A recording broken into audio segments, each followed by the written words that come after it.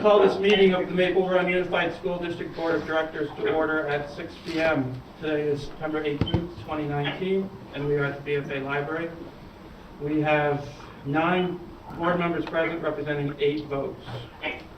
The first item is the agenda review. Are there any changes to the agenda? Seeing none, I look for a motion to approve the agenda. So moved. Thank you, Al. Thank you, Steve. All those in favor signify by saying aye. Aye. Aye. Opposed? Ayes have it, unanimous. Please join me for the Pledge of Allegiance. Pledge of Allegiance To the flag of the United States of America and to the republic for which it stands, one nation, under God, indivisible, with liberty and justice for all.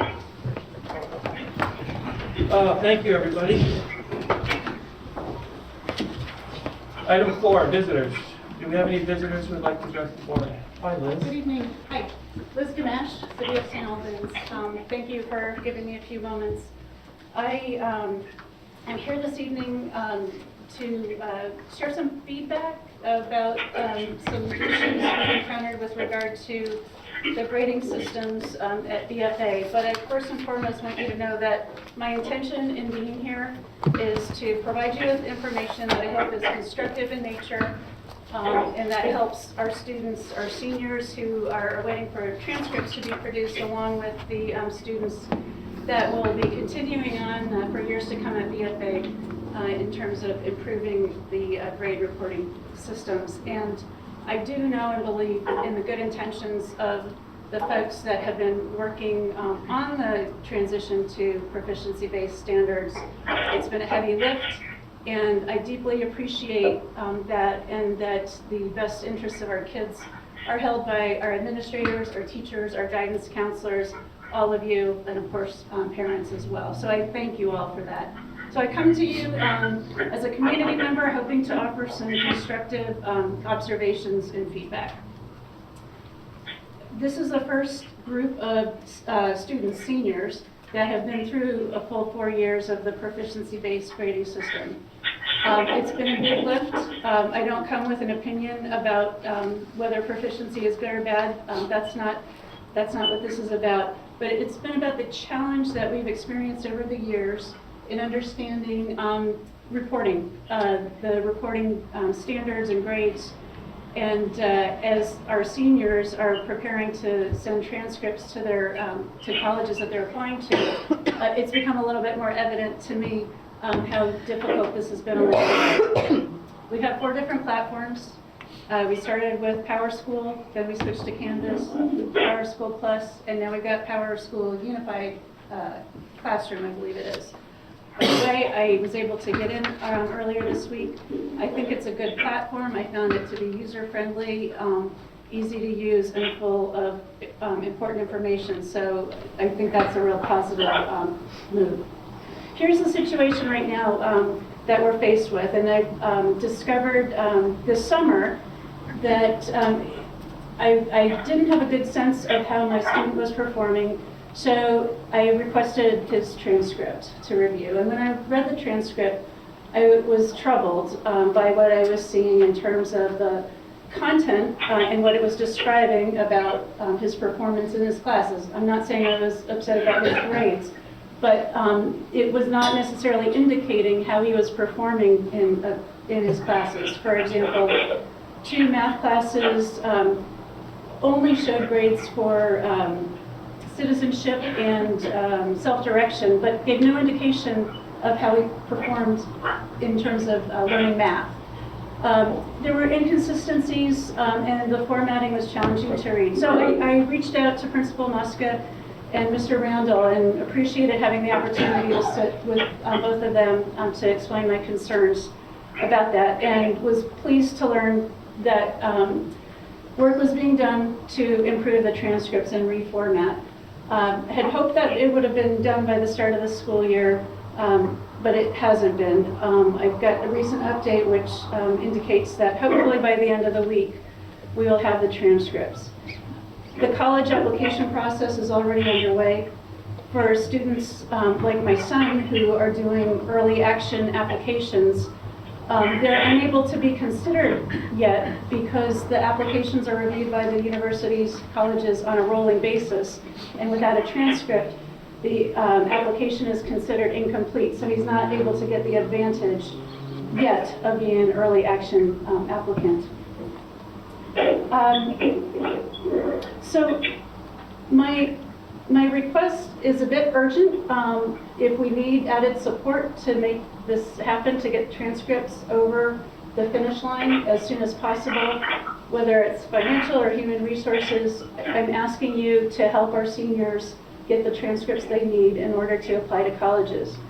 And also, as we look ahead to the years to come, I think we've got a great opportunity to learn from the first 4 years of proficiency about some of what's worked and what hasn't worked with the reporting systems and how to improve those. It hits on the presentation of the transcripts and the grade reports. We want to make sure they're accurate. We've discovered some inaccuracies in which students are not necessarily, the grades they have earned are not necessarily showing. I believe that's being corrected, so I'm feeling hopeful about that. And more communication and education to all of us, especially parents, so that we can be more equipped to understand and help our students track their progress and understand earlier on more clearly when they're on track or off track, and help them to succeed.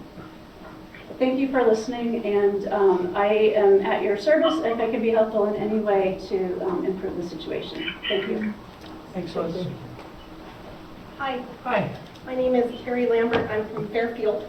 I love seeing Fairfield faces at the table, by the way, some of our students. My daughter, Alyssa, is a senior this year. My other daughter, Ella, is a freshman. I'd, too, like to talk about the proficiency-based grading. Liz, you are very articulate and kind. I have been in the offices of guidance since Alyssa's freshman year. The first system didn't work, and it was pretty obvious. Nor could my daughter understand how she was being graded. There were some teachers that were very, very good at pulling up the proficiencies and explaining them. Carla, thank you. There were others that couldn't understand them themselves. There were teachers who told them, I will not give 4s. I don't know what a 4 is. I'm not exaggerating. Note that we have a senior in the room who's nodding. My daughter, Alyssa, has been going to colleges for 2 years now. She started as a sophomore, looking at the colleges she wanted to go to. Her jaw hit the floor every time. You can't imagine the devastation of a girl who's working really, really hard to get where she wants to go out of a very small town with a graduating 8th grade class of 25 students.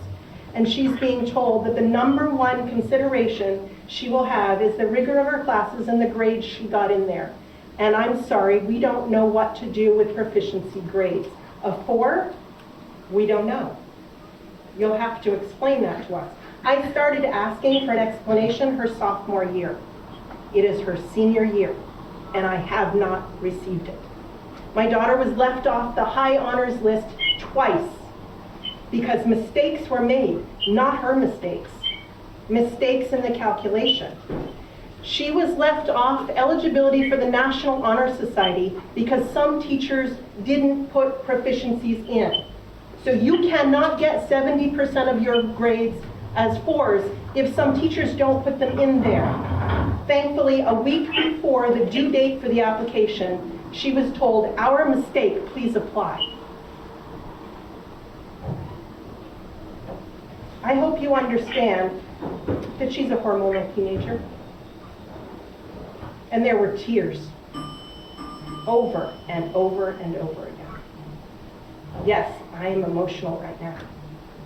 And I hope you feel that, because that's what she's had to feel for 4 years.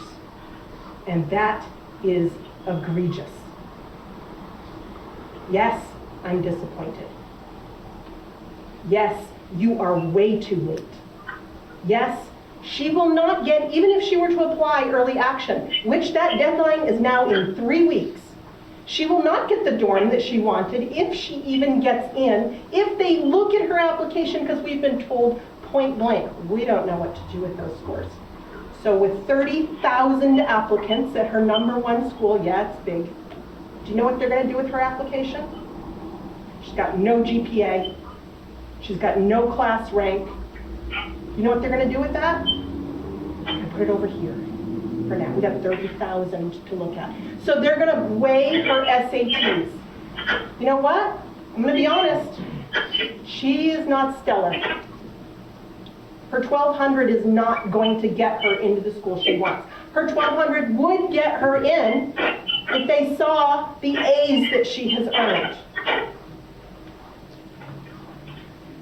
She's done this while being a sophomore and junior, moving to Florida for 4 months, both of those years, and doing it again this year, and taking all of her classes either online or virtually, learning by herself in a kitchen doing AP biology.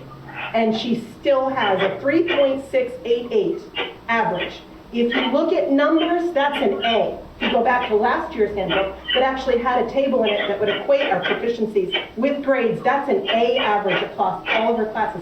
Oh, let me also tell you, she took 3 classes over and above the normal course load. She's never earned anything more than a bronze pin because they've been calculated incorrectly. Thank you. Thank you. Is there anyone else? Okay. Item 5, host presentations. Somebody here for Ada's closet? Yes, so we've got Ashley Olio and Carla Kane that are going to present on Ada's Closet, and they're prepared to do a brief presentation. Hi everybody, my name is Ashley Olio and I'm the social worker and SAP here at St. Albans. Thank you for allowing us to take the time to introduce Ada's Closet to you all. Before school started, Carla Kane and Christine Chomley approached me with the awesome idea to initiate a resource closet here at BFA. Many schools across the nation have joined what is widely known as comfort closets, where students may access hygiene items, school supplies, and other basic needs. A great number of our children are faced with a variety of adversities, and meeting their basic needs shouldn't be one of them. Having a safe place where kids can go without judgment to meet these needs is crucial to their ability to be resilient and thrive. So having a basic understanding of how this resource will work will help you gain a better sense of our mission here. Confidentiality is a key component to this resource. We want students to feel safe to visit this space without fear of judgment or shame. The location that has been chosen is in a secure and private part of the building. When teachers, faculty, and other staff notice a child in need, then they can contact myself, any guidance counselor, school nurse, or Ms. Foslin at the tech center. We will coordinate with the student and bring them to pick out the items that they need that will help their confidence and success at home and in school. We encourage students to take whatever they need with no questions asked. We want them to find comfort in this space and know that they are always supported by BFA. Dee Christie has offered to complete a mural on the inside of the door so the space feels more vibrant and comforting. We are also working on solutions and ideas in accommodating showering and laundry needs as well. Dee has also offered to overlook student use of washers and dryers by her room, and we have obtained permission to utilize a shower space near the back. Privacy, safety, and security are major aspects in helping a child when they feel vulnerable, and these resources provide just that. I'm going to hand over the stage to Ms. Carla Kane to explain the meaning behind Ada's Closet. When we heard of the idea of comfort closets and decided we wanted to pursue that, we were kind of thinking comfort closet. We're not really sure that that's a really good name, and kind of thought of Ada Sorensen. So if you don't know Ada, she was a student here at BFA who was tragically killed in a car accident about 1.5 years ago. And Ada went above and beyond for all of her classmates. And forgive me if I get a little bit choked up about it, because she was one of my students when she passed away. But she, like I said, went above and beyond for all of her classmates. In fact, at her memorial service, pretty much every student that you talk to would say Ada was her best friend, was their best friend. And that's because of the type of kid that she was. She made a tremendous difference here just by being kind to her classmates, being a great leader, and being invested in how her classmates were feeling and how they were able to function at school, especially if they were having a bad day. And I asked one of her friends to write something that would kind of let you all know what Ada was like in case you don't know her or didn't know her. So it says, in the words of BFA senior Lucy Goldman, Ada was the smiley face you would see walking down the hallway at BFA. She's the most kind and gentle. She had the most kind and gentle smile, and she was such a sweet girl. There was not anybody that Ada could not befriend. Her friendships throughout the years were all full of love and appreciation. She was one of the best friends that anyone could ask for. She was caring and always put others first. On the soccer team, she would always notice the girls who were being left out and include them in any sort of game or drill being played. In the hallway or even in the school bathrooms, she was the girl to check on someone who looked like they might be having a bad day.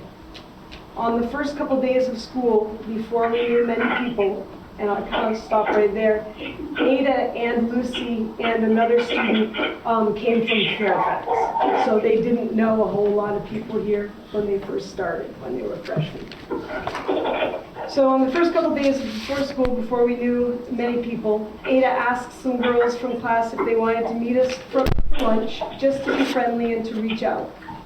Ada always made kind gestures like that. About once a month, I would get a text from her out of nowhere, just telling me what a great friend I had been and how much she valued our friendship. In my mind, Ada is and always will be the first person that I think of when talking about a generous, passionate, kind, and loving friend. And that's kind of how she was for all of us here at BFA.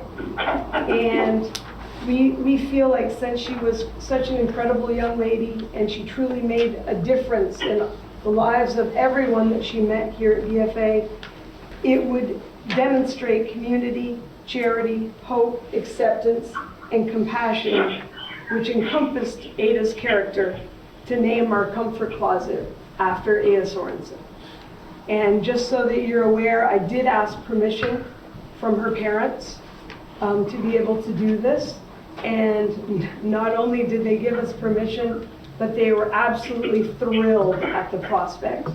And I did talk to some of her friends, and although I did not tell them what we would be naming in her honor, if you approve, I wanted to make sure they were okay with the fact that her name would be on something here, and it may dredge up some feelings, and they were also very thrilled at the prospect. So we hope you approve Ada's closet. Thank you. Thank you. Would anybody like to make a motion So moved. to authorize the naming of the comfort closet after Ada Sorensen? Thank you, Al. Can I get a second, please? Thanks, Steve. Any discussion? Anybody have any questions? Sounds like a very good idea. Great idea. I would encourage you to have the, really put it out there to students, so it's not just that teachers are recommending for a student to be able to receive something, but that students can advocate for themselves, because these are older students and they need to learn their own self-advocacy, things that they need as well, to be able to go there if they need it. It's a good idea. Thank you. Okay, all those in favor signify by saying aye. Aye. Opposed? Ayes have it. Nilda and Susan, can I get you guys to mute your phones? We're picking up a lot of noise. If I can figure out how to do that. I can tell you. I can do it. I can tell you Kevin wouldn't be any help. You've already done that before. Maybe you figured it out. I figured it out. I figured it out. All right. Thank you. Okay, next, Chris. Yeah, I just want to mention Ashley is our social worker. She was an intern last year, and now she's on board as a social worker and a substance abuse clinician. We're really glad to have her. And Carla is a BFA graduate and extremely committed to everything that happens here at the school. And so I was glad that they were able to put this presentation together. And I truly appreciate your approval and honor a very special young lady that we all miss. So thank you very much. The next piece of our presentation is Ms. Palmer, who you know is our drama instructor, and Mr. Campbell. They're going to be talking about arts integration. You get a video and some other surprises for you. So. Yeah, I can start off and we'll show the video and then if you want to. So, hi, thank you so much for giving me a little bit of time in your meeting. As you know, I was hired 2 years ago to help grow the program, the drama program at BFA, and also help to bring theater into all the schools. And there's a lot that's been happening in the last 2 years, but one area that I've been really excited about, and which seems to has grown a lot in the last year picked up, and then this year there's been a lot of other teachers that have wanted to work with me using arts integration in their classroom. So I just have been coming in and working with English, history, social studies, foreign language, film teachers, to use theater to help make their lessons perhaps more interactive and create different assessment tools and also get at some of the transferable skills. Alan Steele and Stephen Davis worked to make a really terrific video, which I think will give a great introduction to the work. And then Mike, who's a teacher who I partnered with last year, we did a very brave kind of year-long project which culminated in a performance that was student-created around immigration. You'll see a little of that in this video. I wanted to share with you, I have some results from a survey that I did. After we finished, I surveyed all the students regarding the effectiveness of this work, and so I have that, which I'm going to hand out to you while the video is going. I'll just, actually, why don't I just send it around right now. I know that once there's a paper in front of you, sometimes it feels like distracting, so I was trying to figure out the best time to send these around, but if you want to take one and just pass it on. So after we look at the video, Mike's just going to come up and share a little bit of his experience, and then I'm just going to share this with you, and then if you have any questions. The video is about 6 minutes long, and Maya, my wonderful tech person over here, is going to hit the play button when it's time. So go for it, Maya. Should we turn off the... When people think of a high school theater program, they think of big musicals, drama festivals, plays. We have all of that at BFA. What many people don't know about are all the other programs that are offered as well. BFA is special. We have daytime classes such as improvisation, acting, and theater studies. Meet new people and you make really good friends, because when you work on a big production, you're almost like family, and I think that's really important. I'm thinking about going to college and getting a theater degree and then a teaching certificate possibly, so that I can teach theater, because I really enjoy leading theater programs and sessions and everything, and that's been something that I've been thinking about for a long time. In these classes, students can gain skills and get a taste of what it means to be involved in a full production. Even with all these offerings, students may not find their way into the theater, where they can access all the skills available. Skills such as risk-taking, communication, self-awareness, accountability, creative problem-solving, teamwork, empathy, and inquiry. So we have been taking this work into the classroom with art-integrated lessons.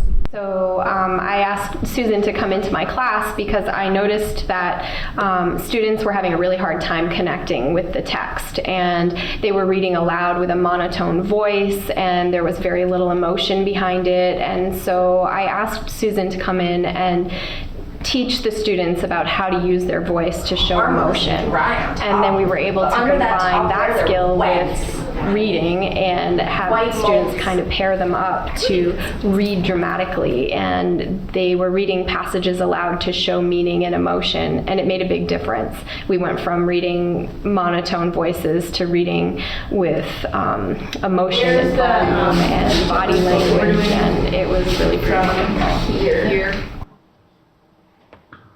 So throughout this year, I have been working together with Mike Campbell using theater activities in his grade 11 history classes, U.S. history classes, to deepen students' connection to and understanding of our country's relationship to immigration, both past and present. Our essential question was, given our current politics surrounding immigration, do we need to change the words written on the Statue of Liberty?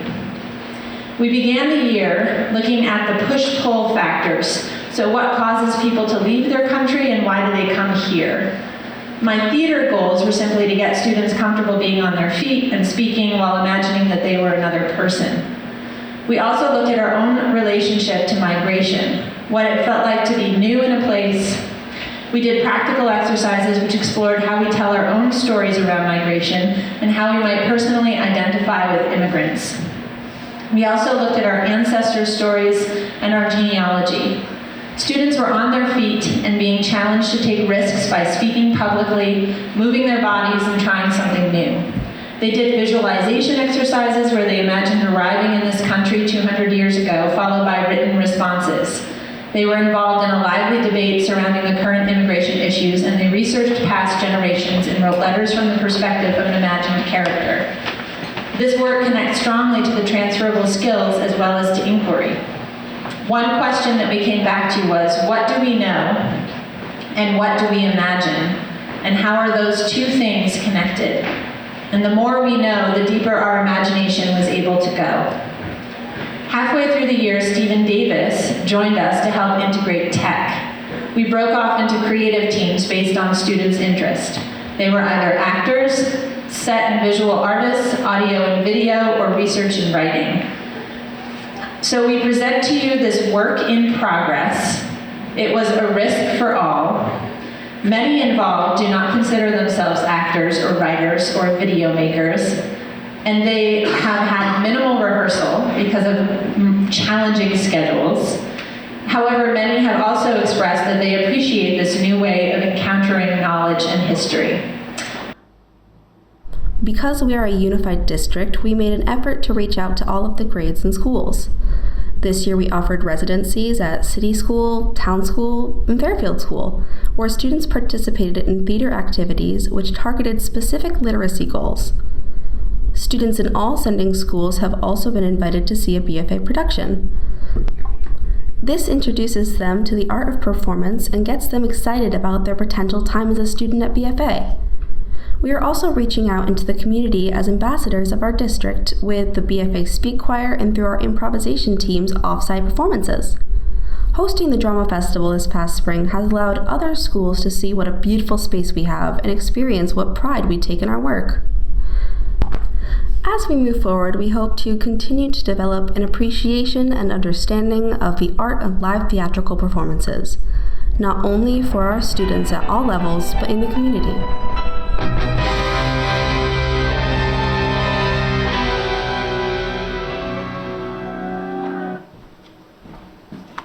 Let me grab the lights. Okay.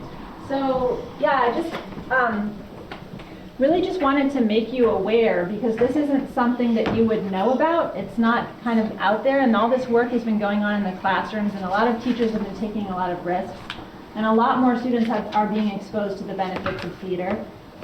Mary Ellen, who you saw there, I was in her class this morning, and we were just talking about this, and she was like, oh, there's so many things, I told her this video was out there, and she said, there's so many things that I wish I'd said on that, because while it has been getting at speaking loud and clear. It's also using theater as an assessment tool to see where students are at allows another pathway for students to be assessed. So she's trying to get at right now their ability to analyze text and make choices or understand what the writer is trying to say. And some students may not be able to write out or explain it, but if you ask them to get up, like today we actually had them get up and make sculptures with their body. They did a little bit to get up to that place, but they made sculptures with their body to show what a character was feeling in a particular scene. We read the scene aloud and then they had to show what that character was feeling, and then that allowed discussion. And she was able to say, like, wow, this person had a really interesting take on that moment I wasn't aware of. Whereas if, that student had to sit down and write an essay about it, they might not be able to express themselves in that way. So it just allows another way for students to access learning. Mike, and I don't know if you want to speak to anything about... Sure.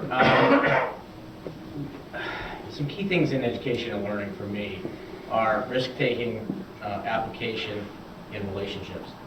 And through the process of Susan coming into the classroom, I have to admit I modeled risk-taking in doing this whole process because it got me off of my usual curriculum. But I was looking for something to get students more engaged. And when you look at a situation where there's data and assessments, and imagine a pyramid in your mind.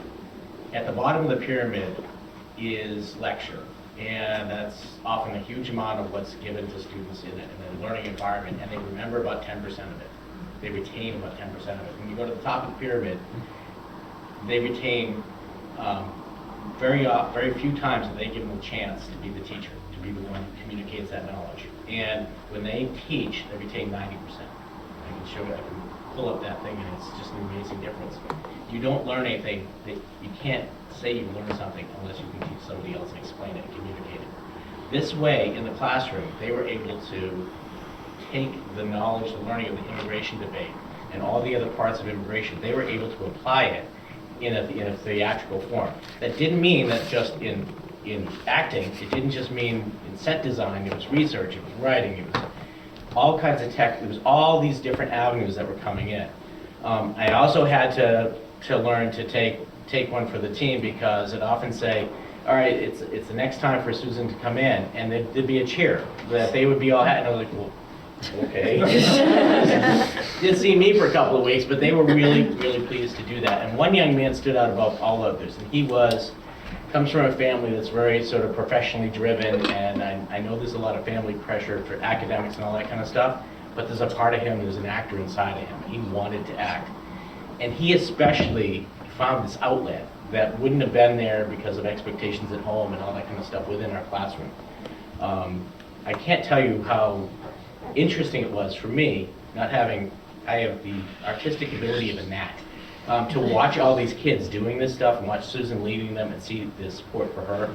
And the report that she's got in front of you, that's real data from them. They spoke up and they said, thank you for, the collective message out of that data is thank you for doing this. This was generally very positive and uplifting. It's something they're going to remember 10 years down the road. They might not remember the date of the Civil War, all those kinds of things, but on their final assessments, they were able to talk a lot about immigration because they were active in that part. So I wanted to mix it up a little bit. And it's been exposing students to project space, which is a huge resource, which a lot of them didn't know about. So we have this really amazing resource right over here, which Stephen Davis manages with lots of incredible equipment for audio, video equipment.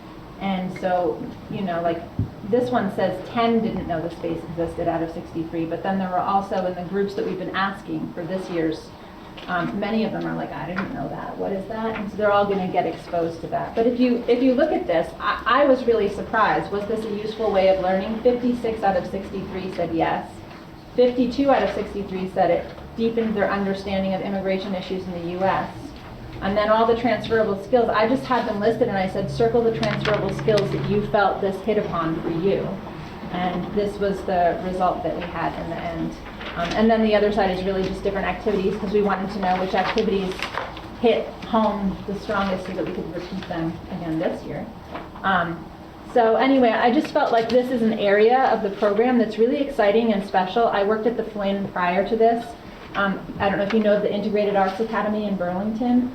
When I was talking to the Flynn, which is huge in getting arts integration out into schools through a lot of their programs, they said, I think BFA is the only other school which has a teacher doing this during the day, going around and working with teachers as part of their school. And so I just think it's really amazing, and I think we should just talk about ourselves and how great it is that we have so many awesome teachers that are willing to try this risk and that students are getting to have this experience. So just wanted to make you all aware.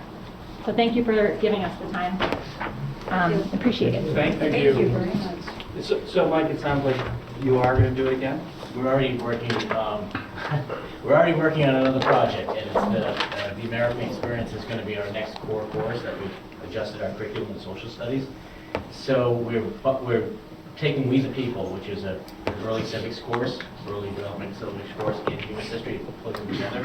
So our mission is, what does it mean to be an American? And what does it mean to be an American from all the different perspectives of America? What binds us together?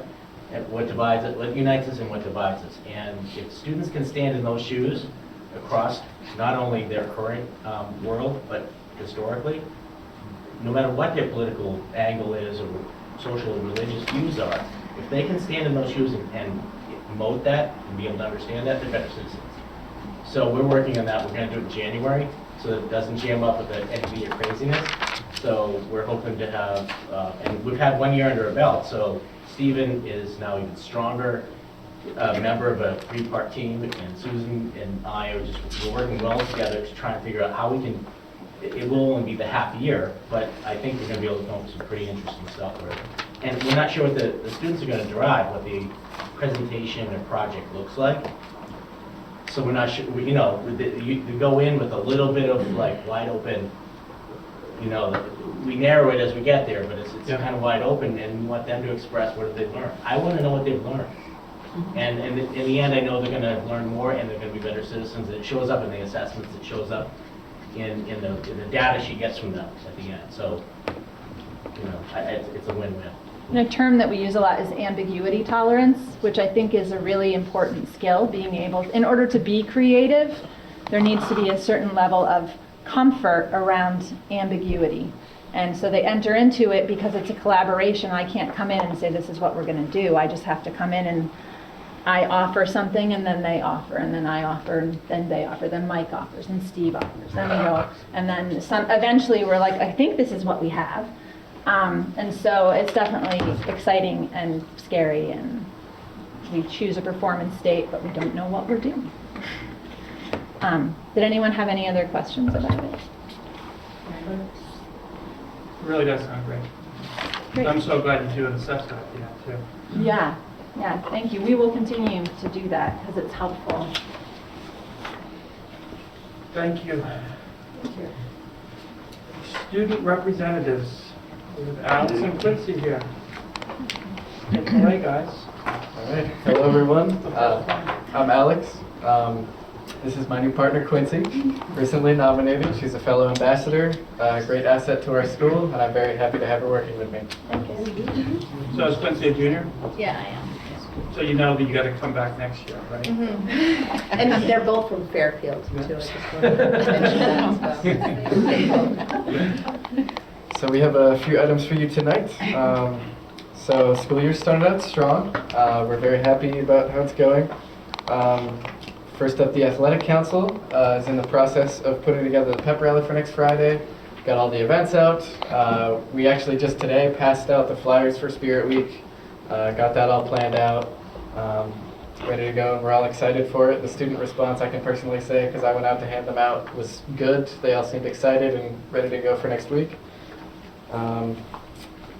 New students will be inducted into NHS this coming Sunday. Let's see. Cross-country team heading to Manchester, New Hampshire this weekend. Big race. We're doing very well this year. In the power rankings for the state, we're up quite a few. We've almost never been in the top 10. I believe we're 4th right now. And we have a good chance at New England's strong team this year. golf Susan's tomorrow. not here, but she's on the phone and she'll keep us up to date as the season goes. Very good. Golf tomorrow. The boys. The boys are playing at West Bolton, and the girls are playing at CBU for golf. The drama department has begun practice for the play Matilda.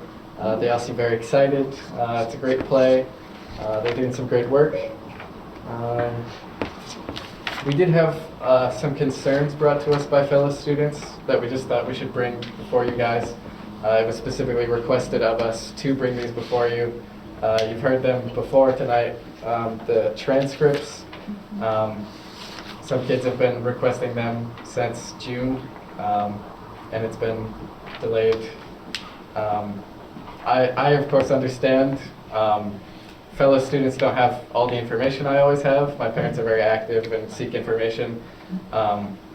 So we've just had some concerns, especially from seniors like me who are applying early action to different schools. As was mentioned earlier, early action is rolling. I'm applying early action to Stanford. I'm trying to get that in as soon as I can to have the best chance I can. It's a very selective school. I'm not sure of my chances already. And some students are also feeling a little stressed about that, but I'm feeling good. I've been assured that it's being taken care of, and I'm sure it's in the best hands. And I know you guys have the best intentions, and you have my best interests as yours. So thank you for your work. And I think we will hear a little bit more about that later in the meeting out. So. Very good. Thank you. Okay, so that's my turn. Several different grades for student council have been working on homecoming floats. And if you don't know what those are, every grade has like a theme for their float. And my junior year, we're doing a like Save the Amazon like jungle theme. Last year we did an aquarium, so we put like clear plastic wrap around a big tractor trailer, and we like put like fish and stuff in it. So like every grade has a theme, and that gets voted on, and the homecoming courts can ride in a nice little car behind it. So it's pretty fun. The Interact Club, we are hosting a cereal drive for the food shelf for the next couple weeks for all the grades, so all advisories can bring cereal in. And can I ask quickly, like, how many students are doing that Interact Club? The Interact Club, like who's in it? Like how many? Like probably 15 of us. Yeah. Yeah, it's a nice club. I like it. Once school gets more settled, Mr. Randall and all of us ambassadors are going to work on choosing new members from the applicants of last year. So, introducing new students into the school and all that. Towards the end of the school year, we do more with it. And now to sports, for my part of the sports. Football will be at home this Friday against CBU. Soccer, tonight there's boys soccer game. They're playing at MVU, and girls soccer is playing this Friday at Colchester. So the band and chorus are really excited for the year, and they're working on all their pieces, and they're saying, Mr. Bushy said they're going really phenomenally. And then also with another concern from some of the students, more the lower classmen, not quite the seniors, was being able to access their grades or understand what their grades mean. And again, as Alex said very nicely, like we understand because I have more information. It's easier for me to understand it, but students who don't have parents working on it might not understand. There's I guess more grades going in, more 4s, more 3s, and 2s sometimes. And it's just a little bit confusing for some students, but I understand that. It's all a work in progress, so that's all I have to add. Anybody have any questions? It was a great report. Is that it, Chris? That's all we have. Yeah. Okay, so item 6 is the consent agenda, which has the minutes from September 4th. If no one has any objections and wants to remove the minutes from the consent agenda will be approved or adopted. Any objections? Hearing none, the consent agenda is adopted. Item 7A, negotiation planning. Bill.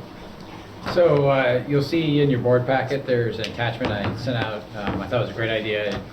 It was asked for me to put something together to have an idea for those who haven't done negotiations, kind of what the time frame is and the amount of commitment.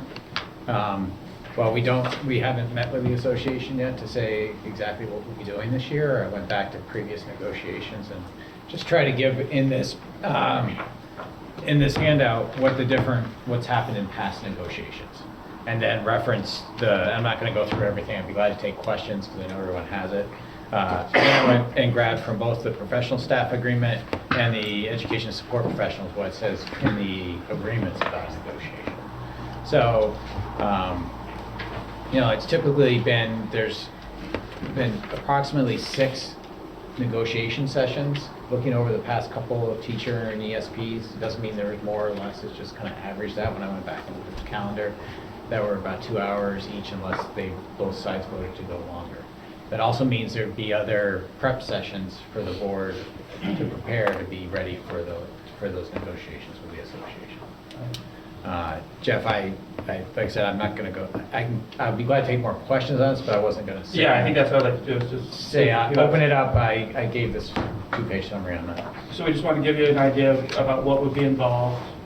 Think about it, and we still have time. So next time we can appoint the negotiating teams, but between now and then, think about whether you're interested or not. Like I said, I'd like probably 2 or 3 people on each team. Any questions for Bill? It's very helpful. Glad you did it. Yes, thank you. Yeah, and I just, like I said, it's from what has been. I can't foreshadow what is going to be. We have Mike here too. He's been involved with a lot of things. Yeah. 20 years, yeah. For a long time. And my mentor is sitting on your side over there. Okay, if there's no questions, we'll move on. Thank you. This is good. Good. With that, thanks, John. I was hoping this met because you were the one that gave me the idea. That was a great idea. It was a great idea. I thought it was perfect. Okay, item 7B, pre-qualification criteria. Oh, I'm sorry, Jeff. I was supposed to. We can go back to A. No, my fault. I forgot that. You and I talked and we didn't write it. I wrote on my notes, but then didn't look at it. I would recommend that you ask the board to be allowed to ask the association to enter negotiations formality letter. Yeah, so I'd look for a motion for the board to authorize me to sign a letter to the MREA to our intent to give. So moved. Thank you, Al. Second? Thank you, Sally. Anybody have any questions? All those in favor signify by saying aye. Aye. Opposed? Okay, 9-0. Jack is here. Item 7B, pre-qualification criteria. So I believe you're looking for us to approve this. Yes, last meeting I talked to you about the process and where we're at. We're ready to release our request for qualifications this Friday. And it's similar to an RFP, but it's an RFQ. Instead of a request for proposals, we're asking for requests for qualifications. They'll be out for 30 days, and then there's a committee that's made up of myself, Chris, Mosca, Martha, and Len Smith, the facilities director here, and myself, that will look at those qualifications and bring a recommended list to the board in November. So we had outlined that timetable. And then those people are pre-qualified, we're the only ones who And bid on the project. And then we must take the lowest one unless they're within 1% of each other, like rarely happens. So this is the stage that's actually the most important for the contractors, is to get qualified. Obviously, their price is very, very important, but this gets them into the field. Okay. Anybody have any questions for Bill? I do. Well, I can't reach it there. Yeah, I do. I've read over those several times, and there's a few that seems difficult to pinpoint. I realize it's broad.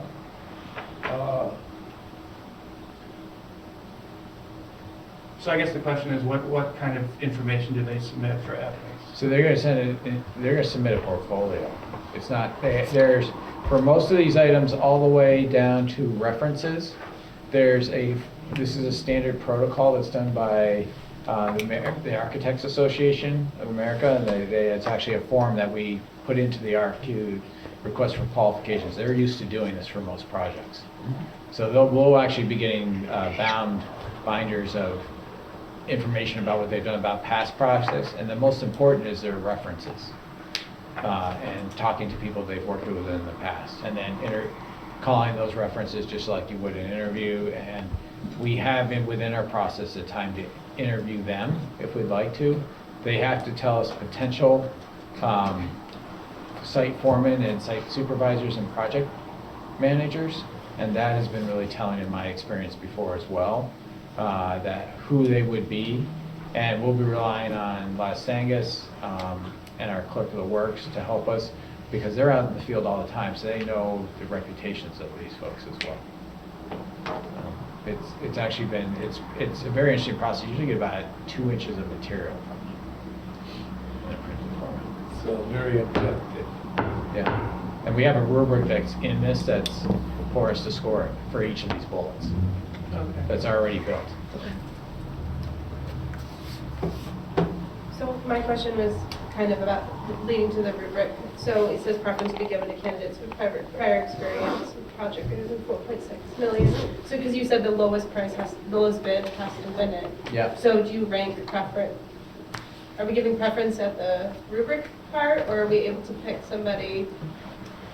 So we're not able to pick somebody when it comes to the number. The lowest number wins. Okay. So this is about getting into the bid pool. Okay. So it would be the first stage, just to. So we don't get to use their qualification when it comes to awarding the bid, Just unless they're the within 1%. Okay. That's the way the statute, Vermont statute works for construction projects over 500,000. So we can't say we like, even though this one's a little bit more and it might only be 1.2% greater, and we know this construction company, that can't come into it. That can only happen with less than 1%. Anybody else? Can I get a motion to approve the pre-qualification criteria? So moved. And it's for the BFA construction project. Thank you, Al. Second. Thank you, Jack. Any other discussion? Who else have? I would just say I'd be bringing the Fairfield one to you in probably 2 meetings from now. Okay. All right, hearing none, all those in favor signify by saying aye. Aye. Opposed? Ayes have it. You are set, Bill. Thank you. Uh-oh, this is always a problem. Item 8A, new business, senior privileges. Al looks cranky tonight, so watch out. Yeah, maybe. All right. Y'all know me, I introduced myself earlier. I'm Alex. So I'm just here to ask for senior privileges. I believe that with the new system that Mr. Mosca, Mr. Bloom, and the other administrators have come up with, my classmates will be responsible and trustworthy. They'll be able to handle themselves going off campus for lunch if they choose to. They have to be approved in the, I believe it's going to be little sessions. You're going to have them come in and you're going to approve them. We'll meet with them, yep. Yeah. I feel that it is important for high schoolers to learn how to function independently before college. These privileges give students an opportunity to show responsibility and to learn to make their own choices. There's minimal risk due to the new system, and there are consequences for disobeying the guidelines. And it is a privilege. If there are problems, these privileges can easily be revoked for many individuals who do not follow the rules. And independence is something that can't be taught in a classroom. Some students don't have the opportunity to learn the responsibilities of independence at home. And senior privileges allow them a small opportunity to learn what it means to be responsibly independent, to take care of themselves in their community, and balance school and life. Thank you. What's the new, don't sit down yet. Imagine if you're the first one that doesn't get it, Alex. What's the new criteria? The new criteria? In order for these seniors to get their privileges. Well, they have to come in and have a meeting with Mr. Mosket. I believe you were going to elaborate on that. I can. You're doing a great job. Thank you. Very simply, we're really trying to integrate the transferable skills into all aspects of school life, and it was interesting and pleasing to hear how we did it in the arts integration presentation relative to Alex's presentation with the seniors. If they receive or earn 3s in the transferable skills of citizenship and self-direction, they'll be getting their privileges. If they have a 2 in one of those areas, they'll be placed on a warning system, and then they will have to have that improved to a 3 so that they're meeting the expectation by the next time we check the transferable skills. So that's a new wrinkle. We talked about it at the class meeting. I think the students were fine with that notion. It's consistent with what we have set up as a criteria for athletic participation. And I think it really establishes the notion of senior privileges as a privilege and not just a right that a student has just by virtue of their age. Is there a change to the process too, so that they have to check in and out? Do you want to talk about that, Alex? You might be able to do it better than I can. So the new process, as it was explained to me, is all the students are going to come in for a meeting to get approved. At that meeting, they're going to be given an email. When they are going to check out, they have to email that email and say that they are checking out. It'll have a timestamp, it'll have their name, it'll have every information you need to know that they're leaving. And that releases you. Once they say that, they're gone, you're not liable for them. So they send that email. When they leave, they go out, have their lunch, they come back, and they send, do they check back in with the main office? Yeah, there's a main office. Yep. So they check back in with the main office so that they're marked as here again. So that helps with if there, God forbid, ever was an emergency, everyone would be accounted for. You'd have no issues finding people. It's a very clear record. In fact, probably even easier than all the teachers reporting because you have a digital format with all of the names, all the timestamps. I think that's about it. I think that's great. I mean, that's important. I have a question if I could, but this is quite different than years past, obviously. Was this drawn up collaboratively between the teachers and administrators? I mean, I'm just curious, as it sounds like a lot. I think good intentions. I'm just curious as to whether everyone's on board with this, for one, and I have a couple other questions. If I could. Yeah, there's a couple of things, and thank you, Steve. There was a lot of conversation among faculty last spring relative to kids leaving campus and our responsibility for them and wanting to make sure that they make really good decisions. So faculty were strong contributors in expressing the need to have a document and a process that holds kids more accountable and making them more responsible in meeting those transferable skills. So that was part of it, and then Mr. Bloom was hired over the summer, and he put a lot of energy into crafting that document. We collaborated, looked at multiple drafts. It probably went through 4 or 5 iterations, and got it to a point where we felt it was meaningful, enforceable, and holding the kids to the standard that is really what we expect. And again, teachers are on board with this. And they all have a copy of it. It was all sent out, so they knew that this would be the plan going forward. Did they have input into this as well? I just want to make sure that was... Yes, Are you asking about the proficiency requirements? No, just all of this. I mean, emailing in or emailing before you leave. Is that via a phone or in the classroom? Do they send this email, or how would they? Just logistically, I'm wondering how this is working. Yeah, logistically it seems a little... I wanted to have Mr. Bloom here to help explain some of that piece of it, because that was he crafted that and communicated with Alex. I'm not 100% certain how all that communication works, other than the fact that we will have that system available through the email and the apps that the kids can check in and check out. And that was, I think, well done and well explained. not having seen it in place, I'm not 100% certain of how the technical aspects of that will work. So, if everyone is assumed to have a phone and could do it, or would you stop them saying texting? It sounds like they have to email when they come back as well. Is that email once they are on school grounds, or could they be emailing your memo saying, I'm back? They did have to check in at the main office. The main office is ultimately where it lands. So like 100 kids are going to have to go to the main office every single day after lunch? I mean, that seems Right. tricky too. I wouldn't want to work at the front office and have that be the case. Thank you, though. It seems like a lot, and with good intentions.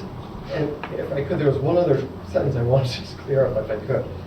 It mentioned to ensure student safety, either parent or guardian may revoke senior privileges. Does that mean, what I'm thinking, it means that if parents are separated, perhaps one could say, you can't have privileges anymore, and that kid doesn't get privileges?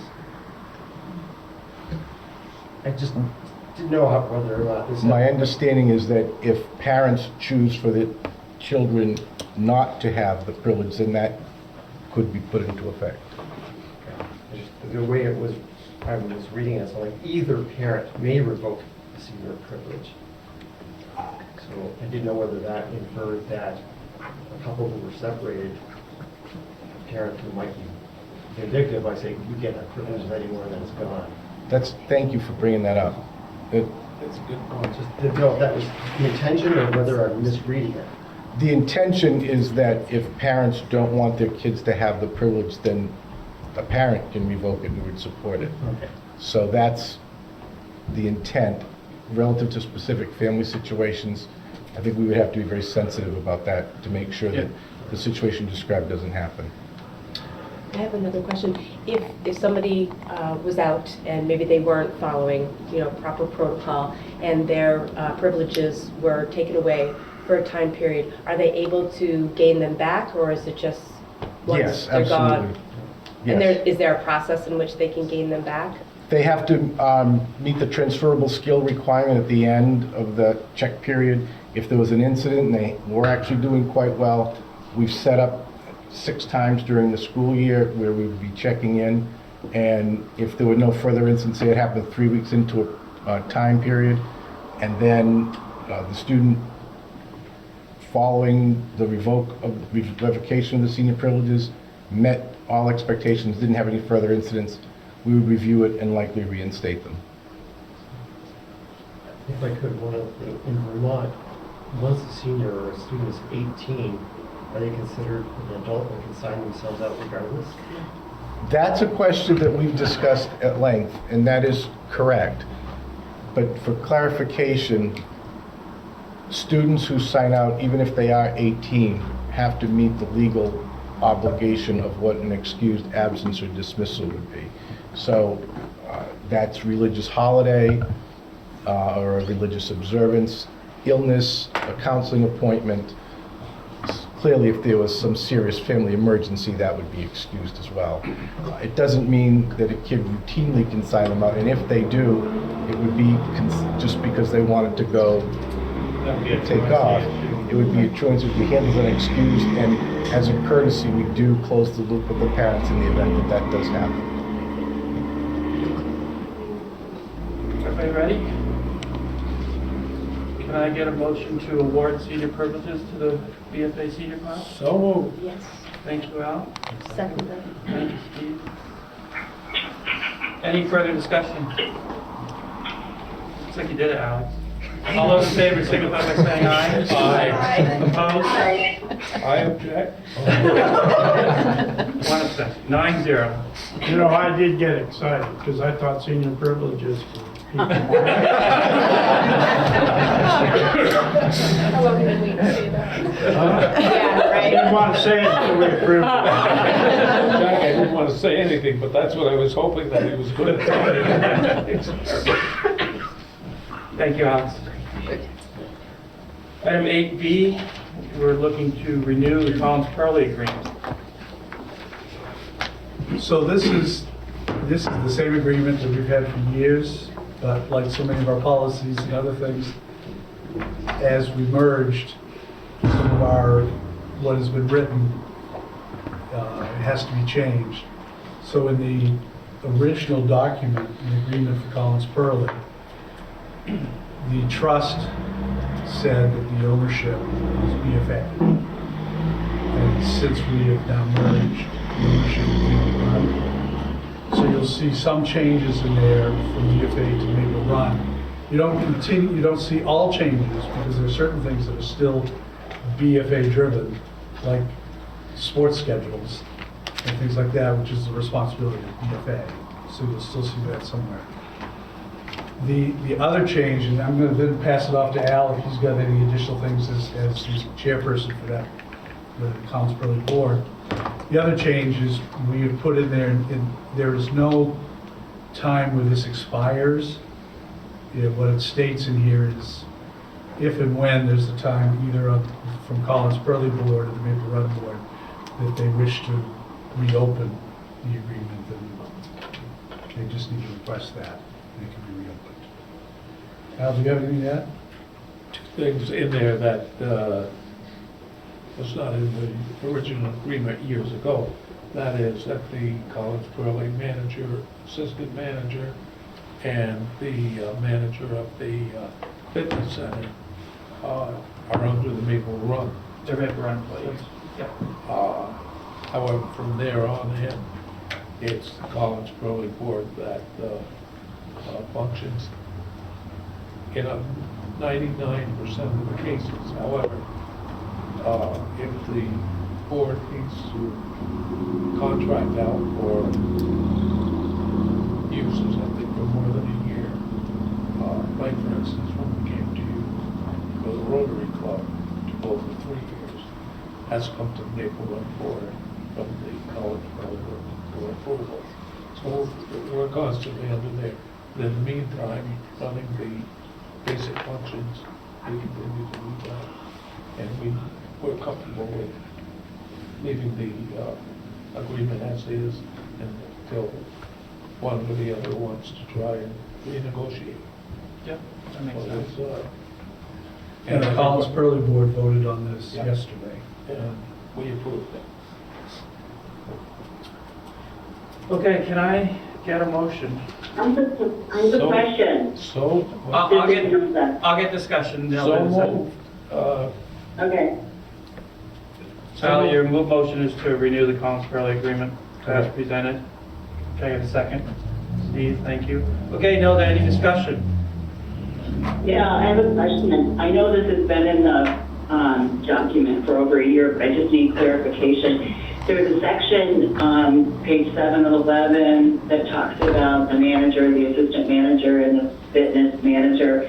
And it says if there's disagreement on the employment action, it gets mediated.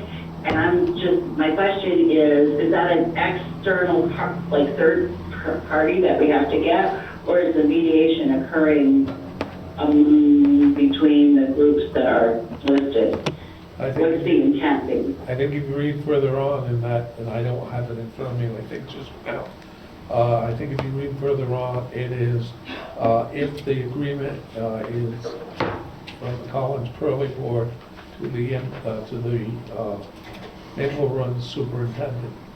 Those are the two parties that would negotiate. That's true, but it does require mediation first. And I'm just trying to understand if that's a mediation, contract mediation that we do for our professional staff, et cetera, et cetera, or if it's just sitting at the table working it out kind of mediation. Yeah, That's what it is. It's the same thing that we've been doing right along at Collins Pearlie. It's working it out. It's the non-official form of mediation. Right. Okay, that's what I was hoping it was. Yeah, it comes before the personnel committee, which will be appointed shortly. And then from personnel committee goes to the board. Then if there's an issue, it gets mediated, hopefully there. If not, then we continue on with the Oh, yeah. Okay, So thank you. if you're talking about section F, Nelda, I remember reading this now, and at the end, if an agreement can't be reached, the Maple Run Board has the final authority, so. Yes, Yeah. in the case of the manager, but in the case of the assistant manager, the gym person, the superintendent. Right. Yes. Okay, And that's I got fine. you. That's fine. I just wanted to understand the mediation piece, and I've got my answers, so thank you very much. Thanks, Nelda. Thank you. Any other questions? Okay. The motion is to renew the Collins-Pearlie agreement. All those in favor signify by saying aye. Aye. Opposed? Ayes have it, 9-0. Thank you. Thank you. I'm going to cut out now. Okay. Thank you. Thanks, Nelda. Thanks, Nelda. We appreciate it. Okay.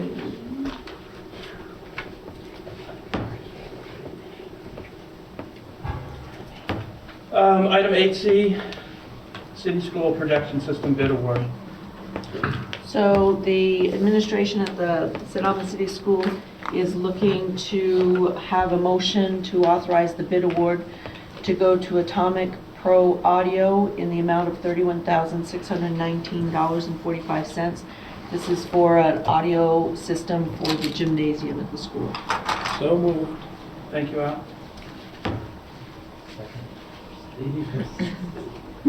Discussion.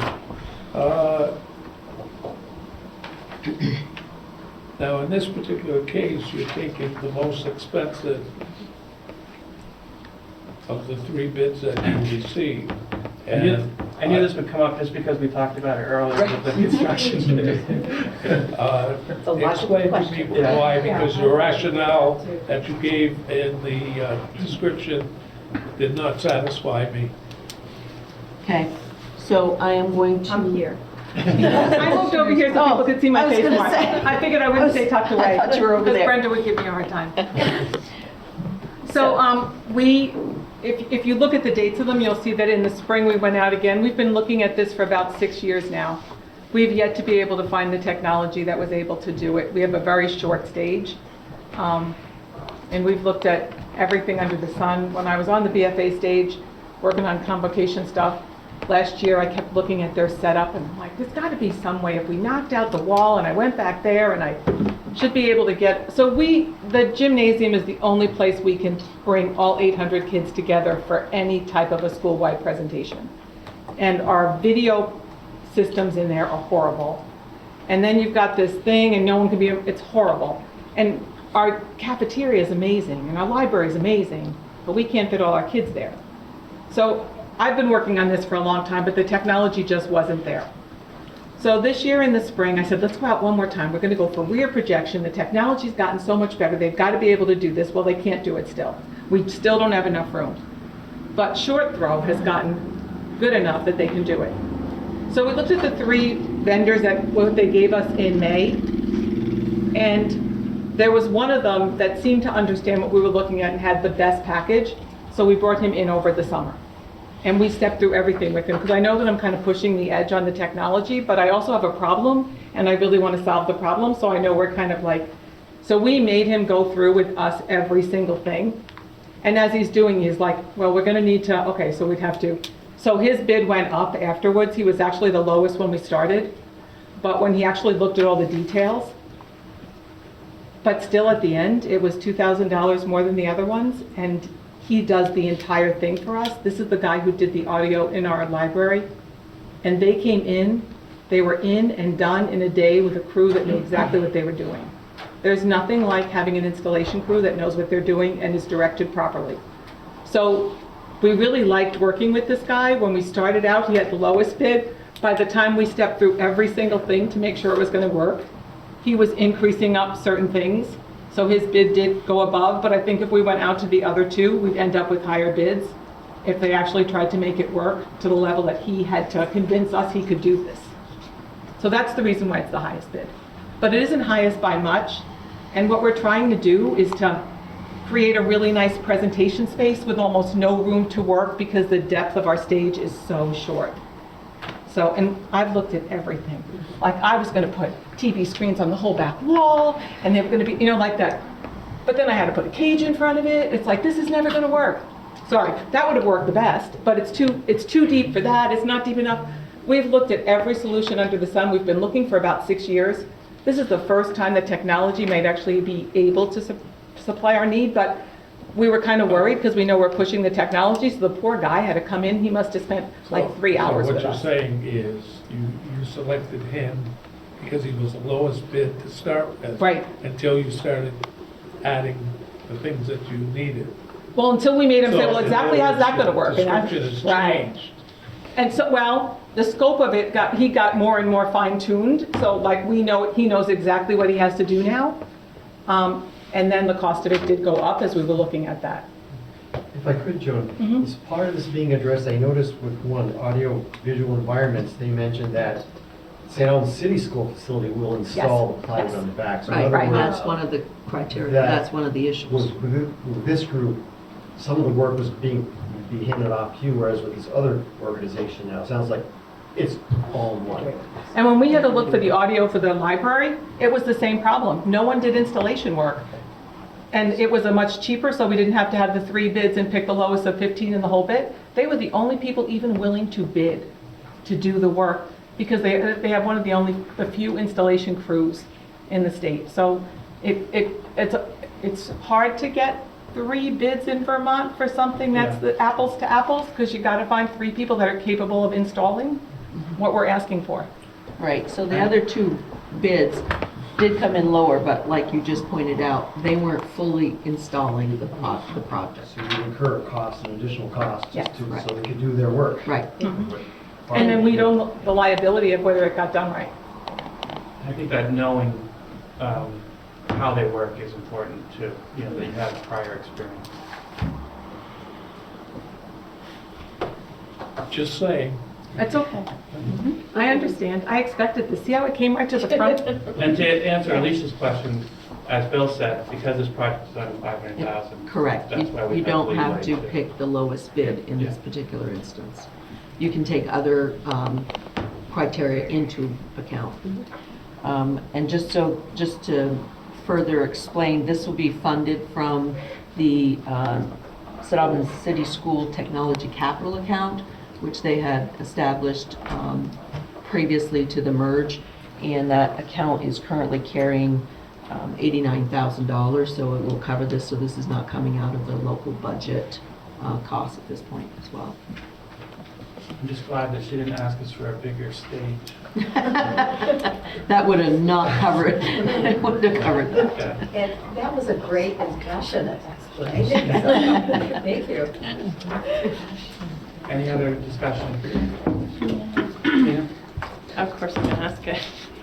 So why is this an extra account on the side? It's So previous to the merge, there were, and this was brought up at the Maple Run board when it was established, there were certain designated funds that each of the schools had in their possession Yes.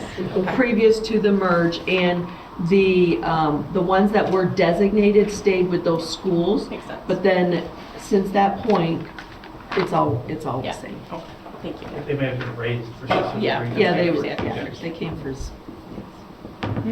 Okay, all those in favor of awarding Atomic Pro Audio in the amount of $31,619.45, signify by saying aye. Aye. Opposed? Aye. Ayes have it. 8-0.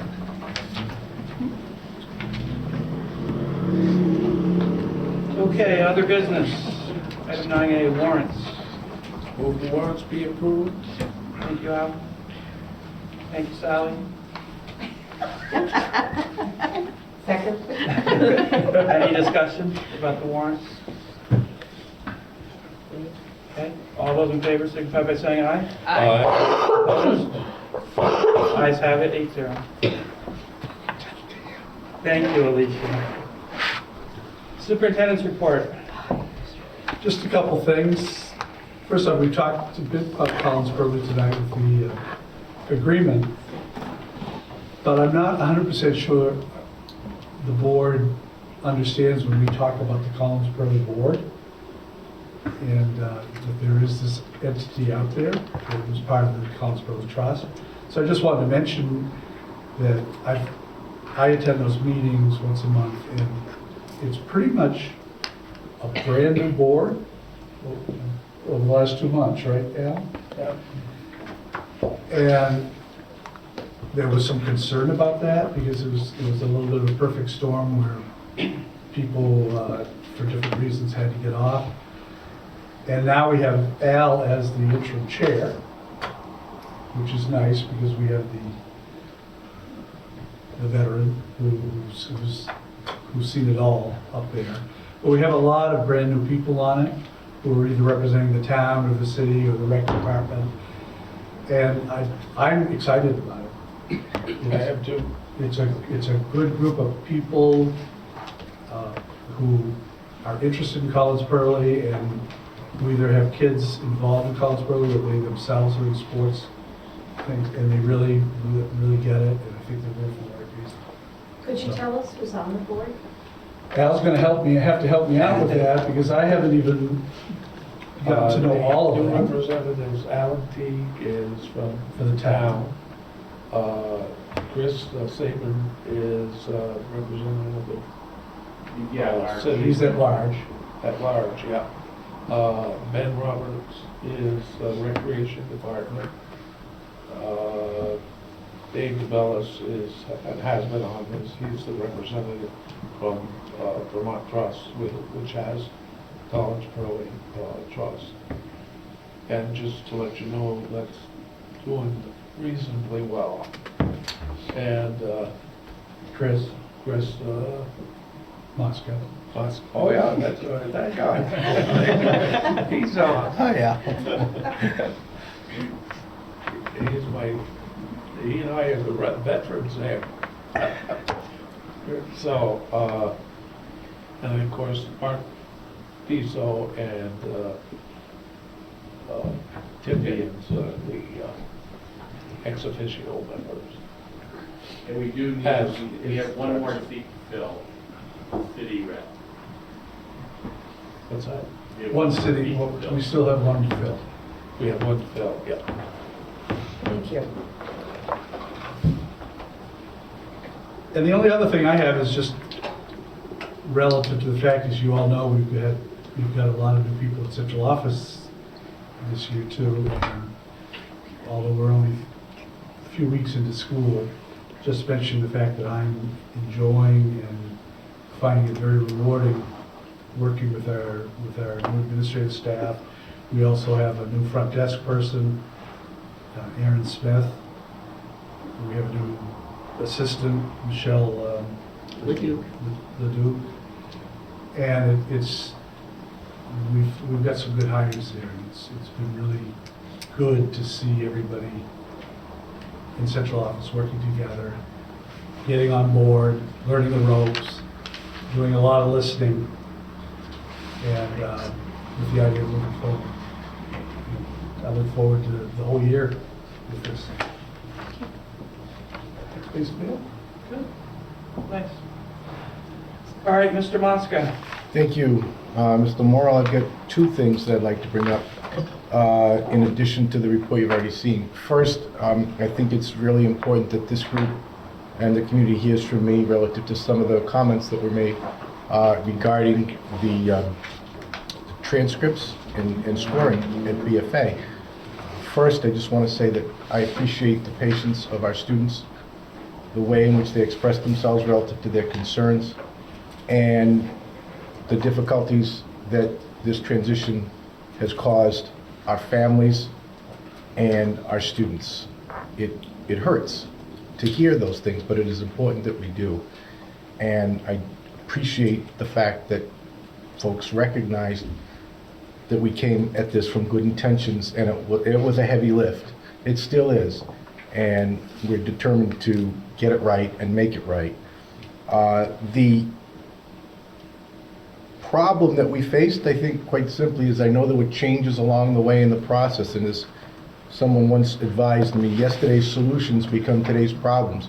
So as we kept trying to work the system, unanticipated issues would come up that we would then try to address, and it reached the cycle where for this group of people, our young people, the class of 2020, they were the ones who had to work with us and their families as we made this transition. There's good philosophy behind proficiency-based scoring and grading and reporting.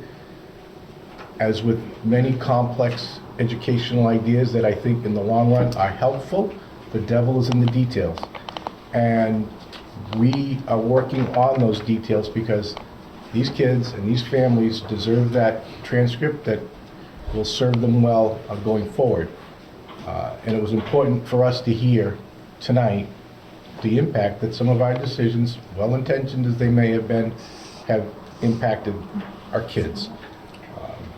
So what I always consider myself is the head learner. I didn't make that up. It was a fellow named John Barth. And as principal, that's my role.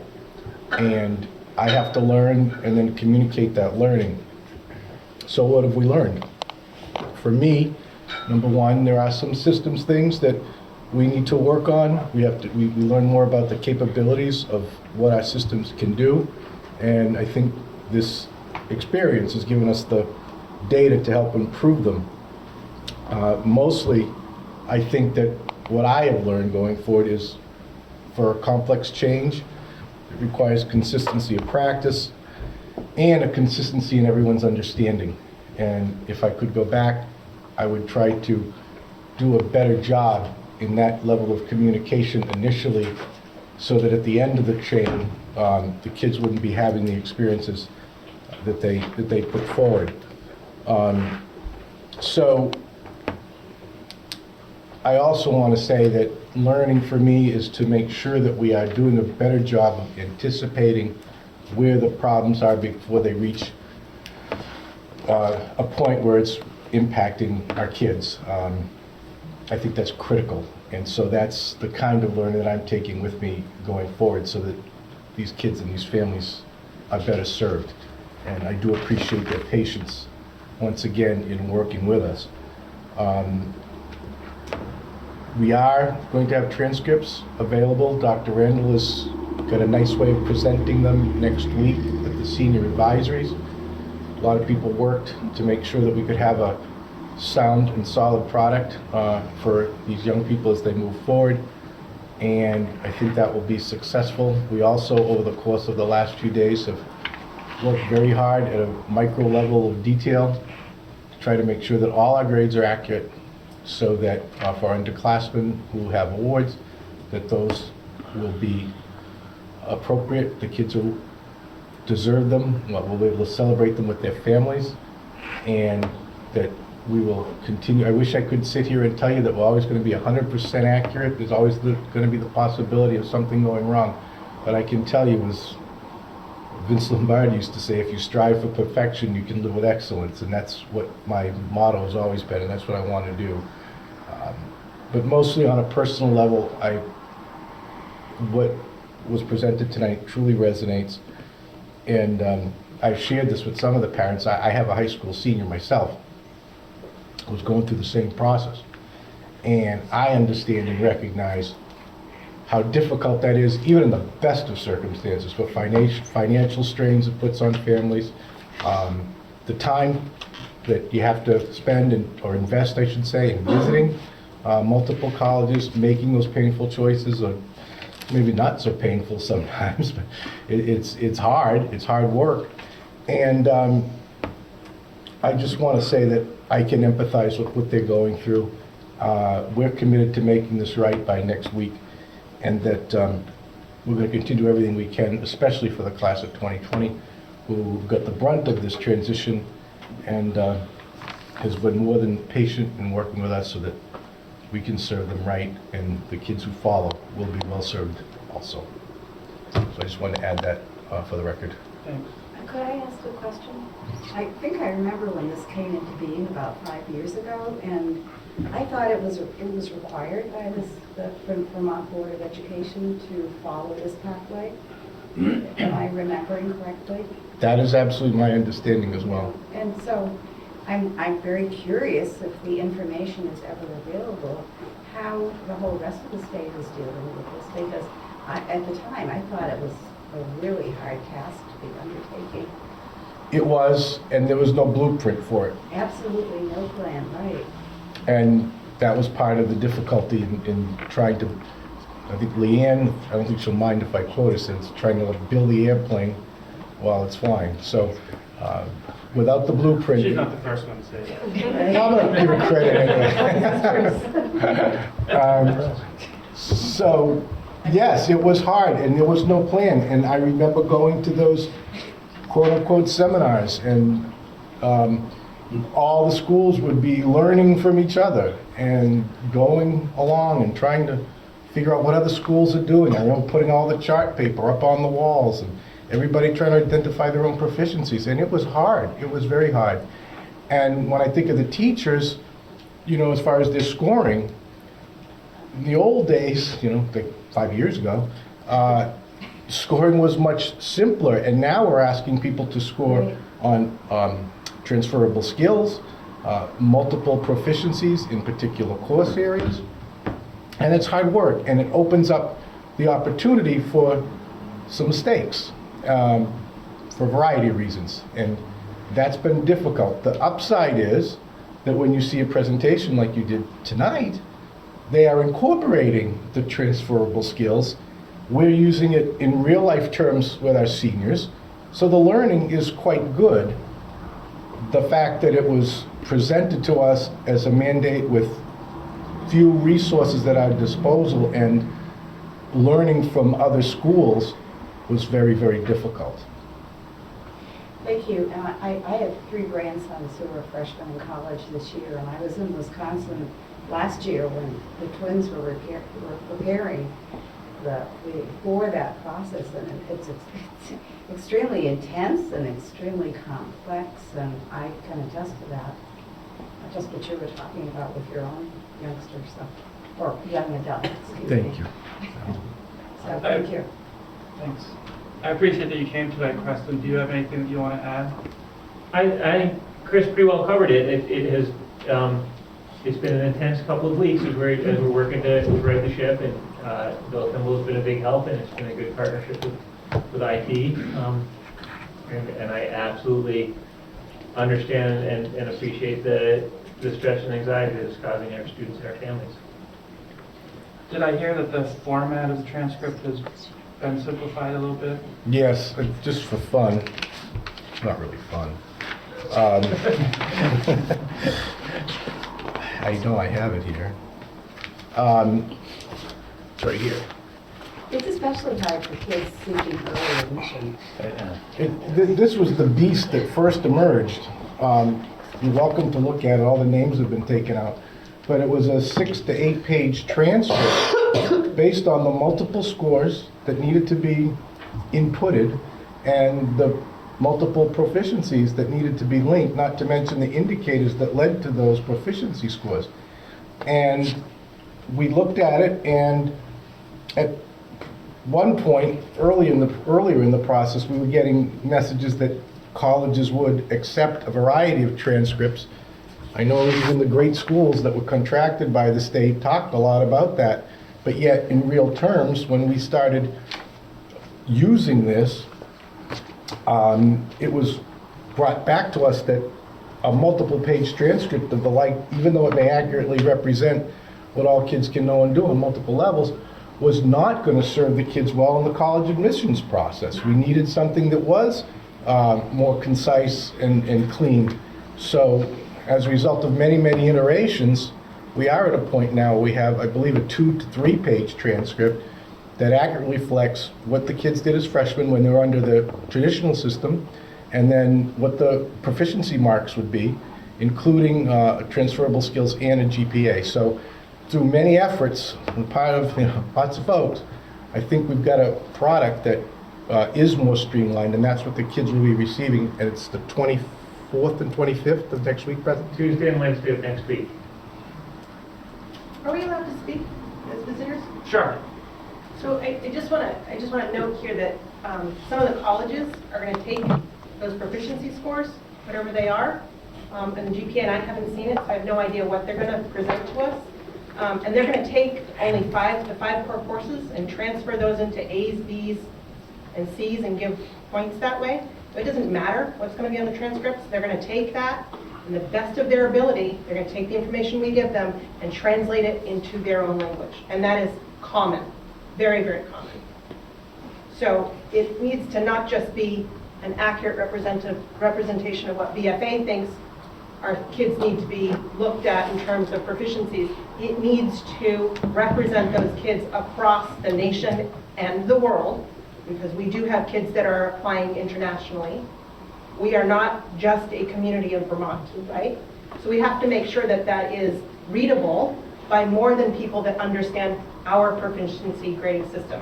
I think that's why the description that they're working on is also so incredibly important, because it's got to be very, very easily read and digested in an extremely short period of time so that they can understand it.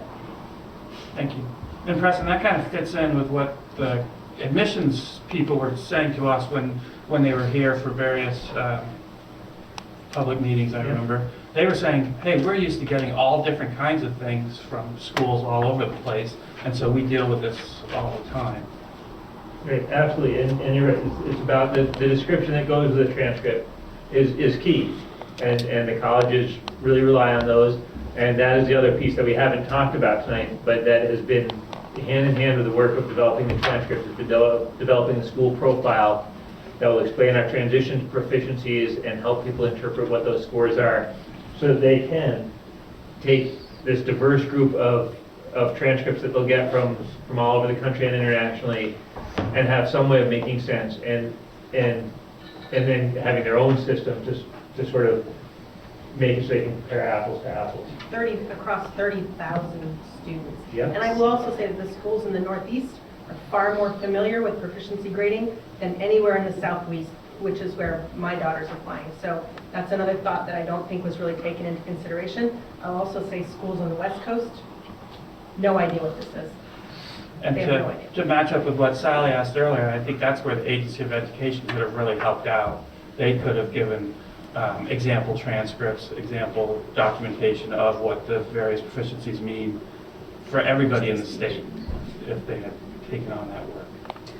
So within the description, will there be a translation?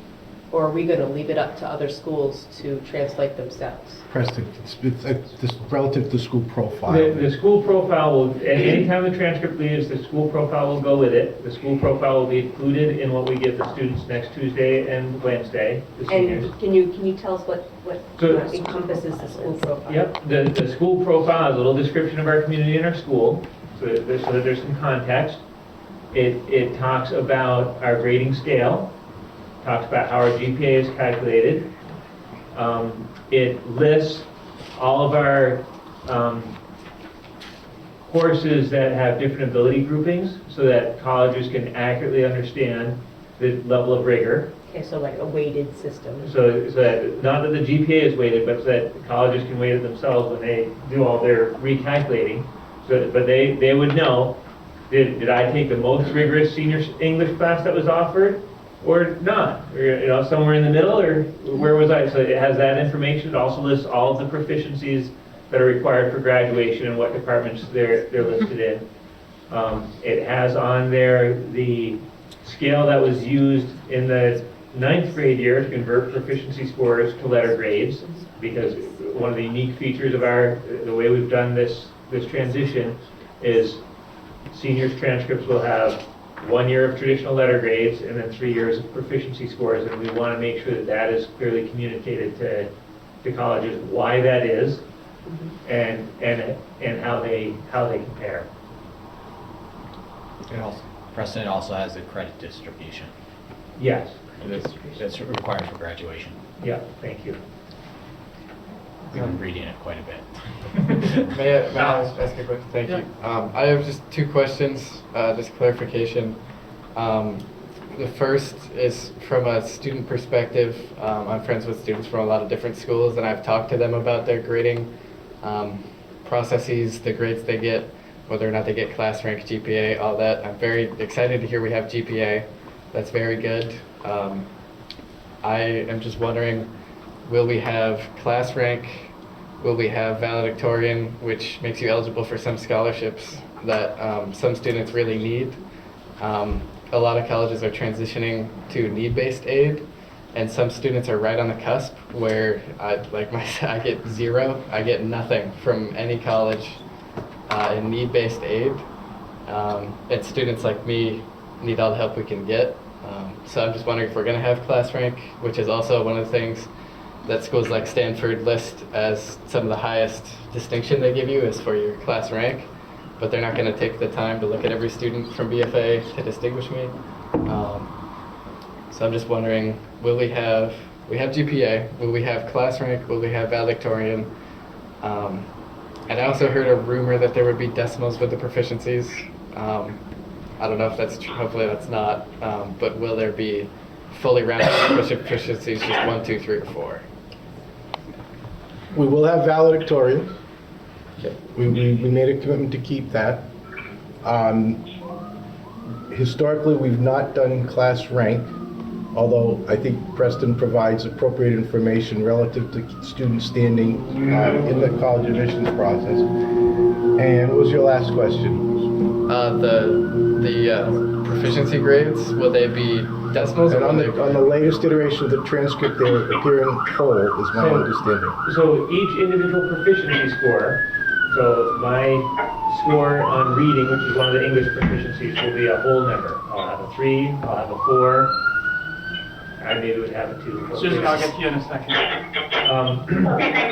When we average those to come up with my average score for my English class, because the transcript will report how proficient was I in English overall by averaging the 4 English proficiencies into one score, and that will be carried to the 10th place, 10th decimal point.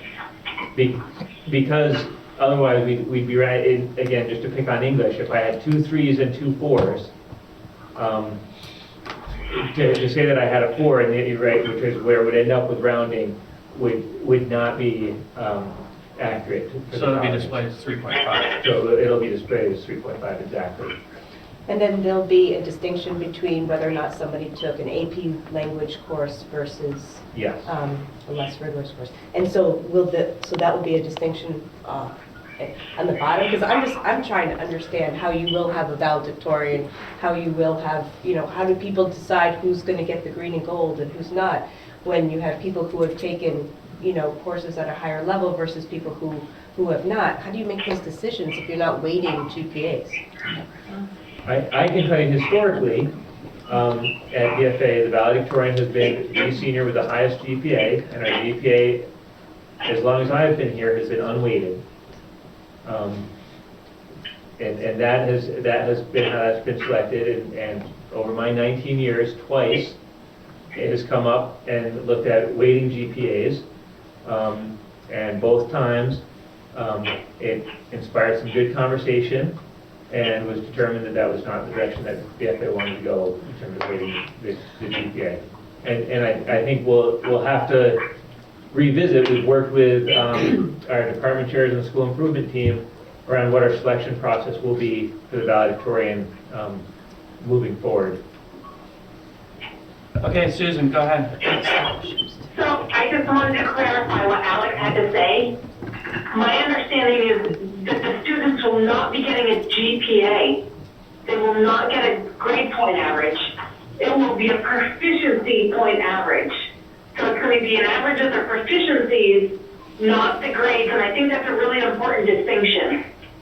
And I guess my second question is, how is or was the Green and Gold Scholar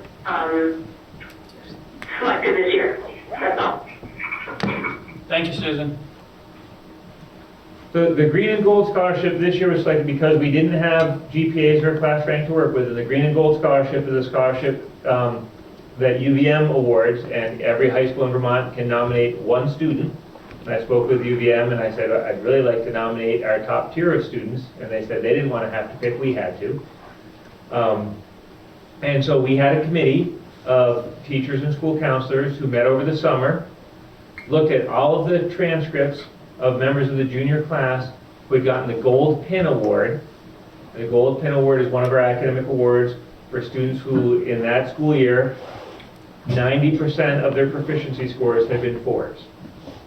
And so we looked at all those transcripts and looked at the rigor of their coursework and looked at the number of courses, because frankly, a lot of those students, in addition to their 7 classes here, have taken dual enrollment classes or other online learning or summer learning opportunities.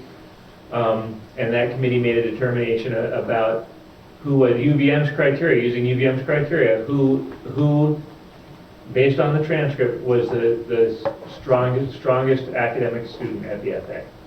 Purely academically, right? They weren't interested, the way UVM writes the criteria, it's not about citizenship. It's not about, it's about which is why in the old system it would just automatically be the highest GPA.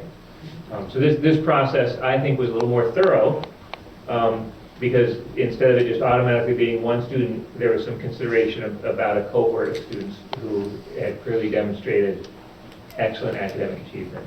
And as Joanna talked about before, that process actually kind of takes in weight, like, because you do look at the course load and Right. what other courses. That absolutely allowed us to look at the rigor of a student's course selection. Can I say one more thing? Yep, go ahead. Okay, so what I can say is I totally support who was selected as the Green and Gold Scholarship this year. There's absolutely no question in my mind. Like, knowing the senior class as I do, there would have been, like, a handful of kids that I would have imagined had gotten the scholarship, and so I totally support who was selected this year. The one thing that I have an issue with is that last year, when the academic awards were selected, we were weighting classes differently, meaning, and I know this has been brought up several times, but meaning we were weighting classes differently so that, for example, one class could have been and was weighted twice as heavy as other classes. And for me, that's a little bit of an issue when inherently we are weighting, and not intentionally, but we're weighting classes if we are giving out 10 proficiencies for one class and only 5 for another. It inherently weights classes that could be detrimental for academic awards, which are so important in this day and age when colleges don't know how to look at anything else besides academic awards and SATs, and that was clearly outlined last year when all of the colleges presented at BFA last October. So I just want to put that out there. I totally support the Green and Gold Scholar, and I think we really need to look closely at academic awards since they're going to be looked at so much more closely now that we don't have a GPA. Thanks, Susan. Now that you mentioned that, can you mute? Thank you. I remember this because the last time you were here, Preston, we had this discussion, and it had to do with the number of proficiencies that were in a part of a class, and so they added up all those numbers and divided, and that's what caused some of them to be weighted differently. Absolutely, that is a very valid and real concern. I think two things have happened as part of our learning. Admin has worked with the department to try and come closer to standardizing the number of proficiencies in each class so that we don't have as wide a discrepancy. And admittedly, not all classes have the same number of proficiencies. So for the transcript, going to a class average, so English has 4 proficiencies, world language has 5. Right? Just as an example, going to a class average, when we calculate the GPA, we're calculating that off of those class averages. So it won't be that English counts 4 times in that GPA and world language counts 5 times, and therefore is unfairly weighted and unintentionally weighted. We'll be going off of those class average GPAs, and I think part of the work that we need to do is to revisit the criteria for the gold, silver, and bronze pins, because we have a new layer of data that wasn't available before, which is those class averages. Okay, so because of the class averages, each area will count as one, so we'll have one score on the average. Can I respectfully ask that we drop GPA from the conversation, since we're not using GPA? And colleges will take GPA to mean either a 1 out of 4 or 1 out of 5 traditional grading system. We are using a proficiency average, which is a very different thing. So again, going back to the handbook from last year, not this year, they would say a 3.6 was an A. And a 3 point, we have to just be very careful of the difference between what a GPA is and what a proficiency average is, when the highest you can get is a 4. Okay. So we need to be careful of that. Very specifically, in the descriptions we're sending to colleges, as well as this conversation. Thank you. Any other questions? If I may, I'm sorry. I just had one more question about colleges. I've been to almost all of the meetings where colleges came to assure us about proficiencies, and my only concern was all of those colleges were from New England. I think 3 out of my 8 colleges I plan to apply to are in New England. I don't have any idea what West Coast schools look at. I've only seen contact with schools like Clarkson and RPI. I did luckily see MIT on the list that said they were okay with proficiencies. But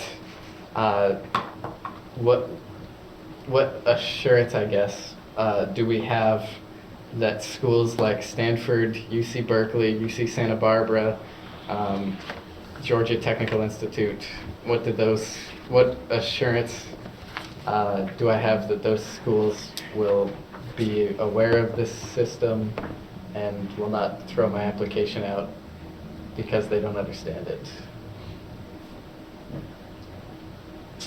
I would say 2 things to that, Alex. I think that you'll get to see the school profile, so you'll know how the system is being explained to the colleges. And my hope is, if we've done that well, and we need to, that will be assuring to you. And the other thing is, I am committed that the school counselors will call colleges with seniors to ask these questions and to be able to have conversations with colleges, particularly the colleges that geographically are less likely to be familiar with the changes that are happening around New England, really, because it's not just Vermont with proficiency-based education. We are happy to make those phone calls and be able to have that conversation. So in addition to the school profile, there can be direct conversation and contact to be able to answer any questions and clarify any misunderstandings. Thank you. Liz? Now that we've gotten to this stage of the game, I have one question/request for consideration. This group of seniors is about to finish up this school year, and then will need to adapt to a new grading system when they go to colleges. They'll be back to letter grades, and they won't be getting multiple chances to up their test scores to improve their grades. I'm asking if we can apply some support, some resources, some counseling, I don't know what it looks like, to help our students prepare for the transition back to GPA grades, because I'm really concerned. It's taken quite a while to adjust to this new system. It's sinking in. Let's make sure that they're prepared to make the adjustment when they head into college, and let's track what things look like statistically. Are we seeing an increase in kids dropping out in the first semester of college? I hope not, but I fear that if we don't prep these kids for next year's fall semester, we may see higher failure rates. Thank you. Thanks. That's probably a good idea, Preston. BSAC provides us with that data every year about attrition rates and persistence rates for our students in college. So we have that data readily available. Okay. Can I just say one thing that's unrelated to this conversation to close my board report? Yes. I just wanted to make sure that it was on the record that one of the other things that did come up at BFA was A moment of silence on 9/11. Our kids are very respectful of the event. For years now, we've tried to commemorate that because it was such a meaningful and profound event for all Americans. I think as horrible as it was, it also points to the notions of heroism, sacrifice, and bravery. And when we think in terms of what we want our kids to emulate, I think it's important that that moment not be forgotten. Thank you. I agree. Thank you. We're ready to move on? Okay, item 9D, principals' voices. Heather? I just kind of want to point out what our student voices said, and that we have a great... That's the most that Alex has ever talked, I think. Well, I hear him talk plenty. I've seen that side of him. We have a great homecoming week coming up with, I want to make sure I have my dates correct. The 27th being the varsity football game, 28th being Powder Puff, and the 5th of October being our homecoming dance. And Spirit Week with all sorts of events within the school, the parade with the floats. So just feel free to come by for any of those. They're fun. Stop in and see the dance, check out the football games. Yeah, so that's a time that we really look forward to. Sarah? Hello, everyone. So I wanted to report on some of the positive progress that we are making on PLPs at BFA. Together with the department heads and the teachers, we are starting to implement PLP work embedded within the class time rather than just an advisory. That's going to provide some more opportunities for students to reflect on their work, to make it a more of an authentic learning opportunity for them. So what's going to happen is in every class that a student takes each semester, embedded in that class, the teacher will work with the student to upload and reflect upon either an assignment that the student has chosen as their best work or something that they're proud of, or perhaps there's a project that the class had been working on throughout the semester that exemplifies a number of the different proficiencies or transferable skills that they'll then upload into their PLPs. That's going to result in a PLP or a learning portfolio that shows 14 entries at minimum each year.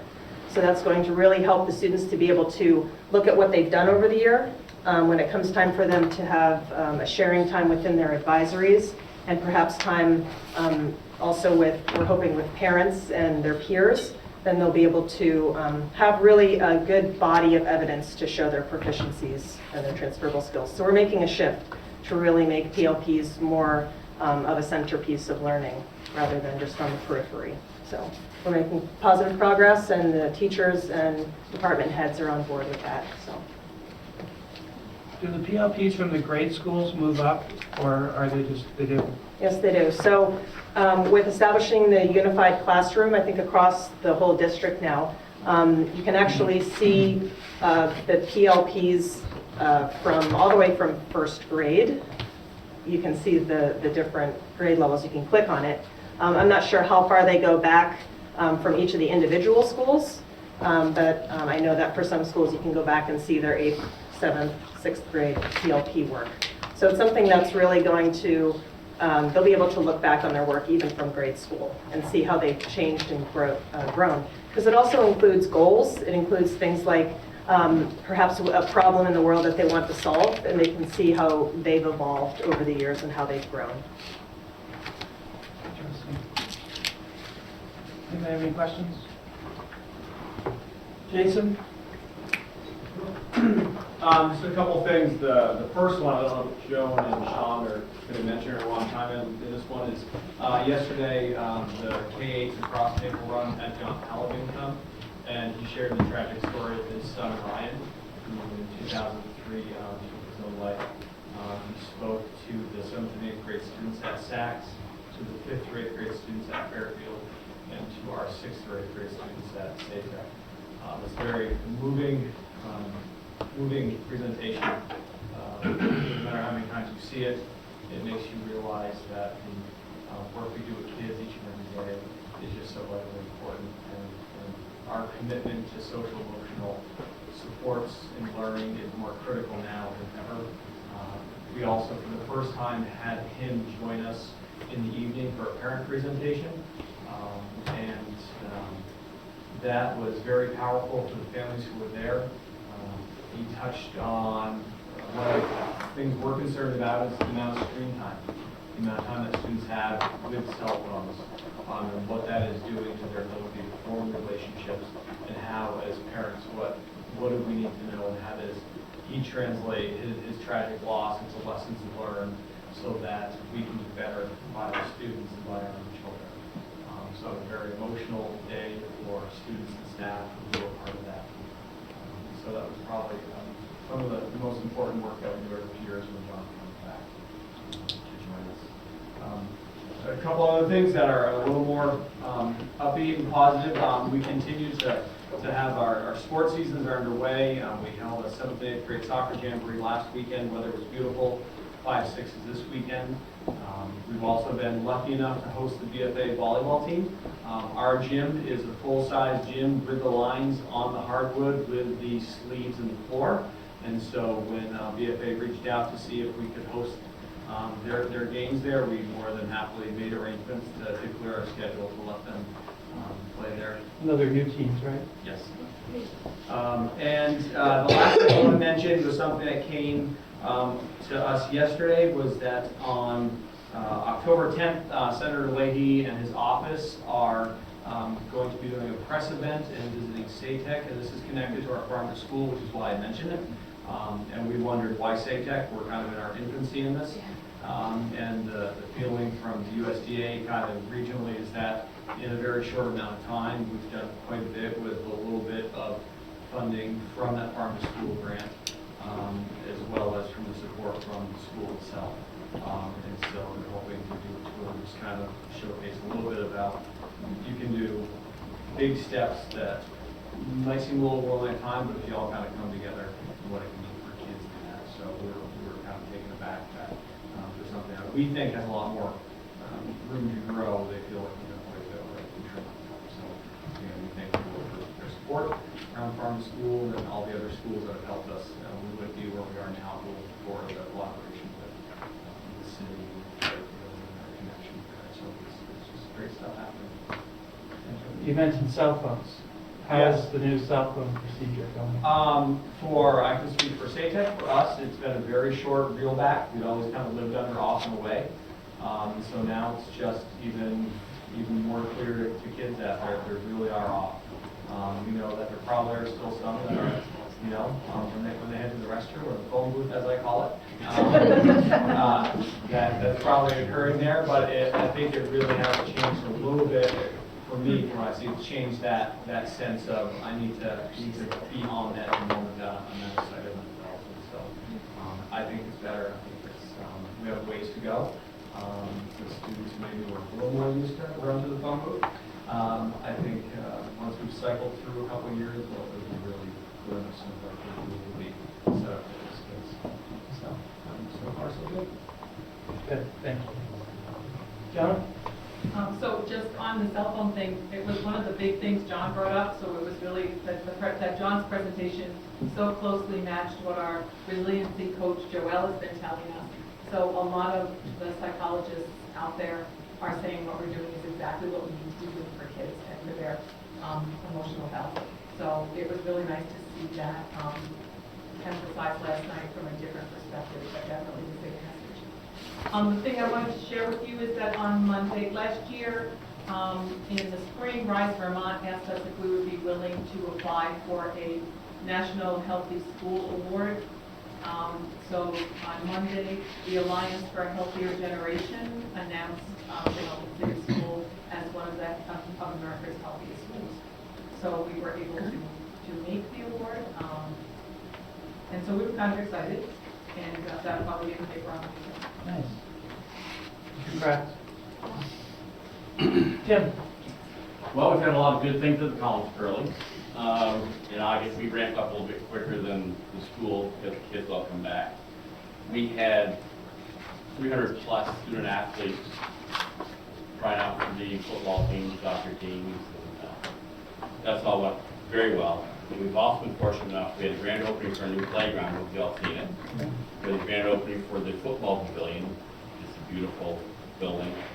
And with the playground, we had to change our traffic pattern. Just if you're going around the Collins Pearl, it's one way now.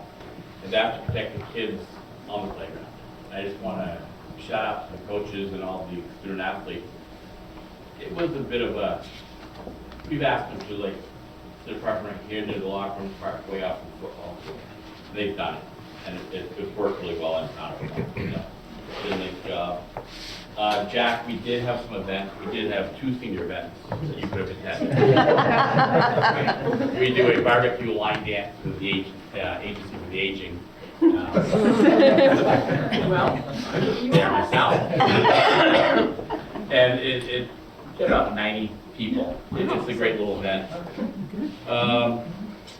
We're hosting the Buddy Walk, which brings awareness to Down syndrome. On Sunday, we have the Vermont State Police will be holding a flag football tournament where they raise money for scholarships and people in need. What else I got here? I wanted to introduce my new board, but Alan, Kevin beat me to it, but I just want to, I know when Butch Heber, who was the chair forever, got off the board, he wanted to see some young blood. And we have Ben Roberts, who's probably 25, 26, and Chris Abrams, maybe a little bit older. And they're both fine young men. They've used the facility all through growing up. They're young professionals here. They're going to be great additions. We do need a board member from St. Albans City, so if you think of someone, let me know, and I can let Timmy Smith know. He's going to have to replace one of our current members. Oh, one more thing, the health challenge. Beth Hayford is started. We have 160 members right now, and you all have a VIP membership, so you can join in the health challenge if you wish. That's all I got. That's good. Thank you. Sean? Well, it's a story of birds for Fairfield, I'm afraid. It's that season. We are raising our meat birds for the harvest dinner. The dumbest animals known to mankind, and they're running around in a little coop in my backyard right now at Fairfield. And eventually they will be dinner, so you are invited to our harvest dinner on October 27th from 11 to 1. I thank the Hughes family for buying them, all the families for helping to raise them, and the Hughes family for, you know, Slaughtering them. slaughtering. I'm not going to the slaughtering. But yeah, so outdoor classroom, food, farm to school, always really important for us. We had our open house, we had a chili tasting, and our kids made the chili and grew the vegetables, and that was pretty cool. We did a canned food drive and donated that to the Fairfield food shelf. It's after 8. I'm supposed to be in bed. My words are not coming out anymore. And lastly, I want to thank the student support team from Central Office for being part of many of our meetings at Fairfield this year. Now that we have a dedicated student support system, they're coming to our academic intervention meetings, our behavioral support team meetings. I've been working really closely with Bill on our construction project, and it's just been a really nice collaboration with Central Office as I haven't seen before. I mean, we always tried to do a good job. I was at Central Office before, but it just really seems to be going well, so thank you for that. I have to disagree with you on the intelligence of birds. If you spend time watching them, they're really quite... No. Have you met They're just very silly. Maybe it's turkeys. Meat birds are not layers. Oh, okay, meat birds are the dumbest. If you get to wild turkeys, they're really Well, I'm not cooking any of those salads. I think Jefferson and all those guys, because when they were deciding on whether or not the eagle or the turkey would be our sign, they finally made the right decision. But I love everything you do. That's why somebody said, Soar like a turkey. Soar like an eagle when you work with a bunch of turkeys. I'm not sticking it. Maybe talking about me. So there's a theme here at Maple Run Unified School District, and we have had a cow head boiling in our kitchen, our culinary kitchen, for the last week. And our chef instructor, Chef Adam Monet, is skilled at using every part of an animal. He believes in no waste, and so he makes head cheese. If any of you know what that is, it's typically made from a pig, and so he made head cheese from a cow, and Wow. I do. It's hard. You Hard. win. You just got trouble. This man can make anything taste good. So he is preparing head cheese and an appetizer for our open house, which BFA Northwest Center is hosting tomorrow, from 5:30 to 7:30. So if you have any interest in looking at the spell with no meat left on it and having a bit of head cheese, we will have it in the culinary kitchen for you. So there you have it. Two other things I wanted to share with you was I had shared last time that we had community barbecue during the freshman orientation at BFA. We had all kinds of alumni and attend that barbecue, and we have a former parent alumni that is helping us organize those events, and so we have a gathering of some some names of people that will be participating in our alumni association and helping us with future events. And one of the things that has come from that is an interest from our staff on rebranding the Northwest Technical Center. So for many years we were known as the BFA Voc Center. Then 30 years ago the Northwest Technical Center was born. And one of the things that we've been asking ourselves is, does the Northwest Technical Center describe who we are and what we do?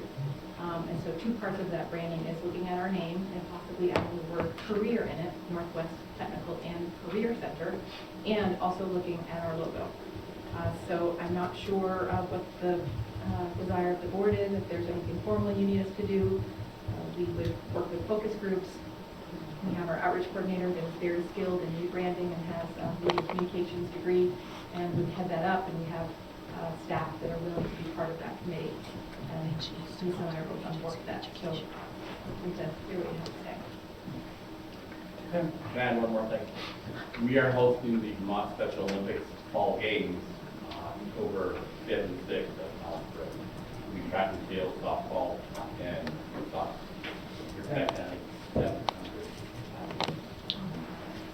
So I think it's a good idea to look at as far as the name change. Yeah, just keep us informed. Keep informed. Yeah. Lisa, last but not least. I thought I was going to get out of it, so I have a wasn't list saying right it, I there, wasn't and even looking at it. So we do have a theme. We have a lot of animals. We have insects, so we have bees. What we did is at the beginning of the year, we celebrated through, well, I guess the Tech Center, we're very proud of how we build community and how we build relationships. And to deepen that pride, we wanted to start the year with some meaningful activities to really focus on the self-advocacy, self-care, self-focus. So another theme tonight is social and emotional. So we had a core group of teachers at the end of last year saying, let's get together and create some meaningful activities using some products from the Center for Creative Leadership. But we really wanted to tie it to a theme. So Chef Adam Monet said, you know, we're really working on the environment as well. We have the outdoor technology class, and Chef raises bees. He said, why don't we call it the hive?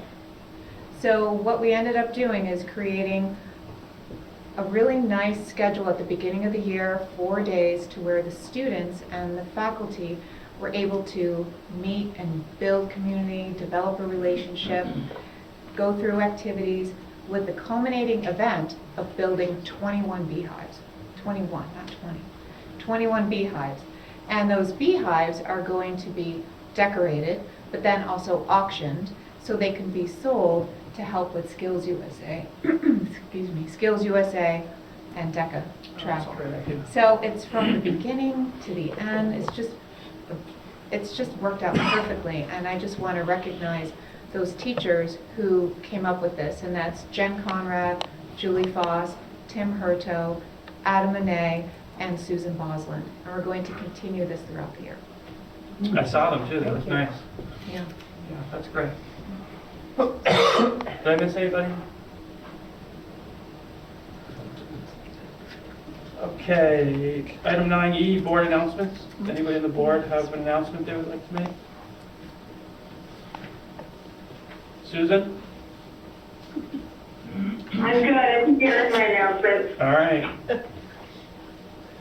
Okay, item 10, agenda items for future meeting. One thing I wanted to ask about was this, I think it's the VSBA annual conference or something. Is somebody going there? Because in the past, I believe we've authorized them to vote in our favor. Vote for us. Annual conference. Oh, down at Lake Warren? Martha was nodding like she knew what I was talking Yeah, I about. knew what you were talking about. I'm with you too, Jeff. Okay. Yeah, Yes, we haven't seen anything through that. we haven't seen anything come across yet for that authorization. Okay, Yes, I think I might have gotten two weeks, so maybe, Somebody comes down for that I Thursday. thought I saw something come to us. yeah, so that would be an agenda item for next time, I think. So it might have been sent to the board I think it was. Okay. It members, was. and It was so in the we might VSBA not have seen it. Right, it was, yep. Maybe on the back page. Sally, does that mean you get your Might be in Monte Carlo, I'll be glad. We do not have the need for an executive session, so seeing that we're at the end of our agenda, we are adjourned. Thank you, everybody. Thank you.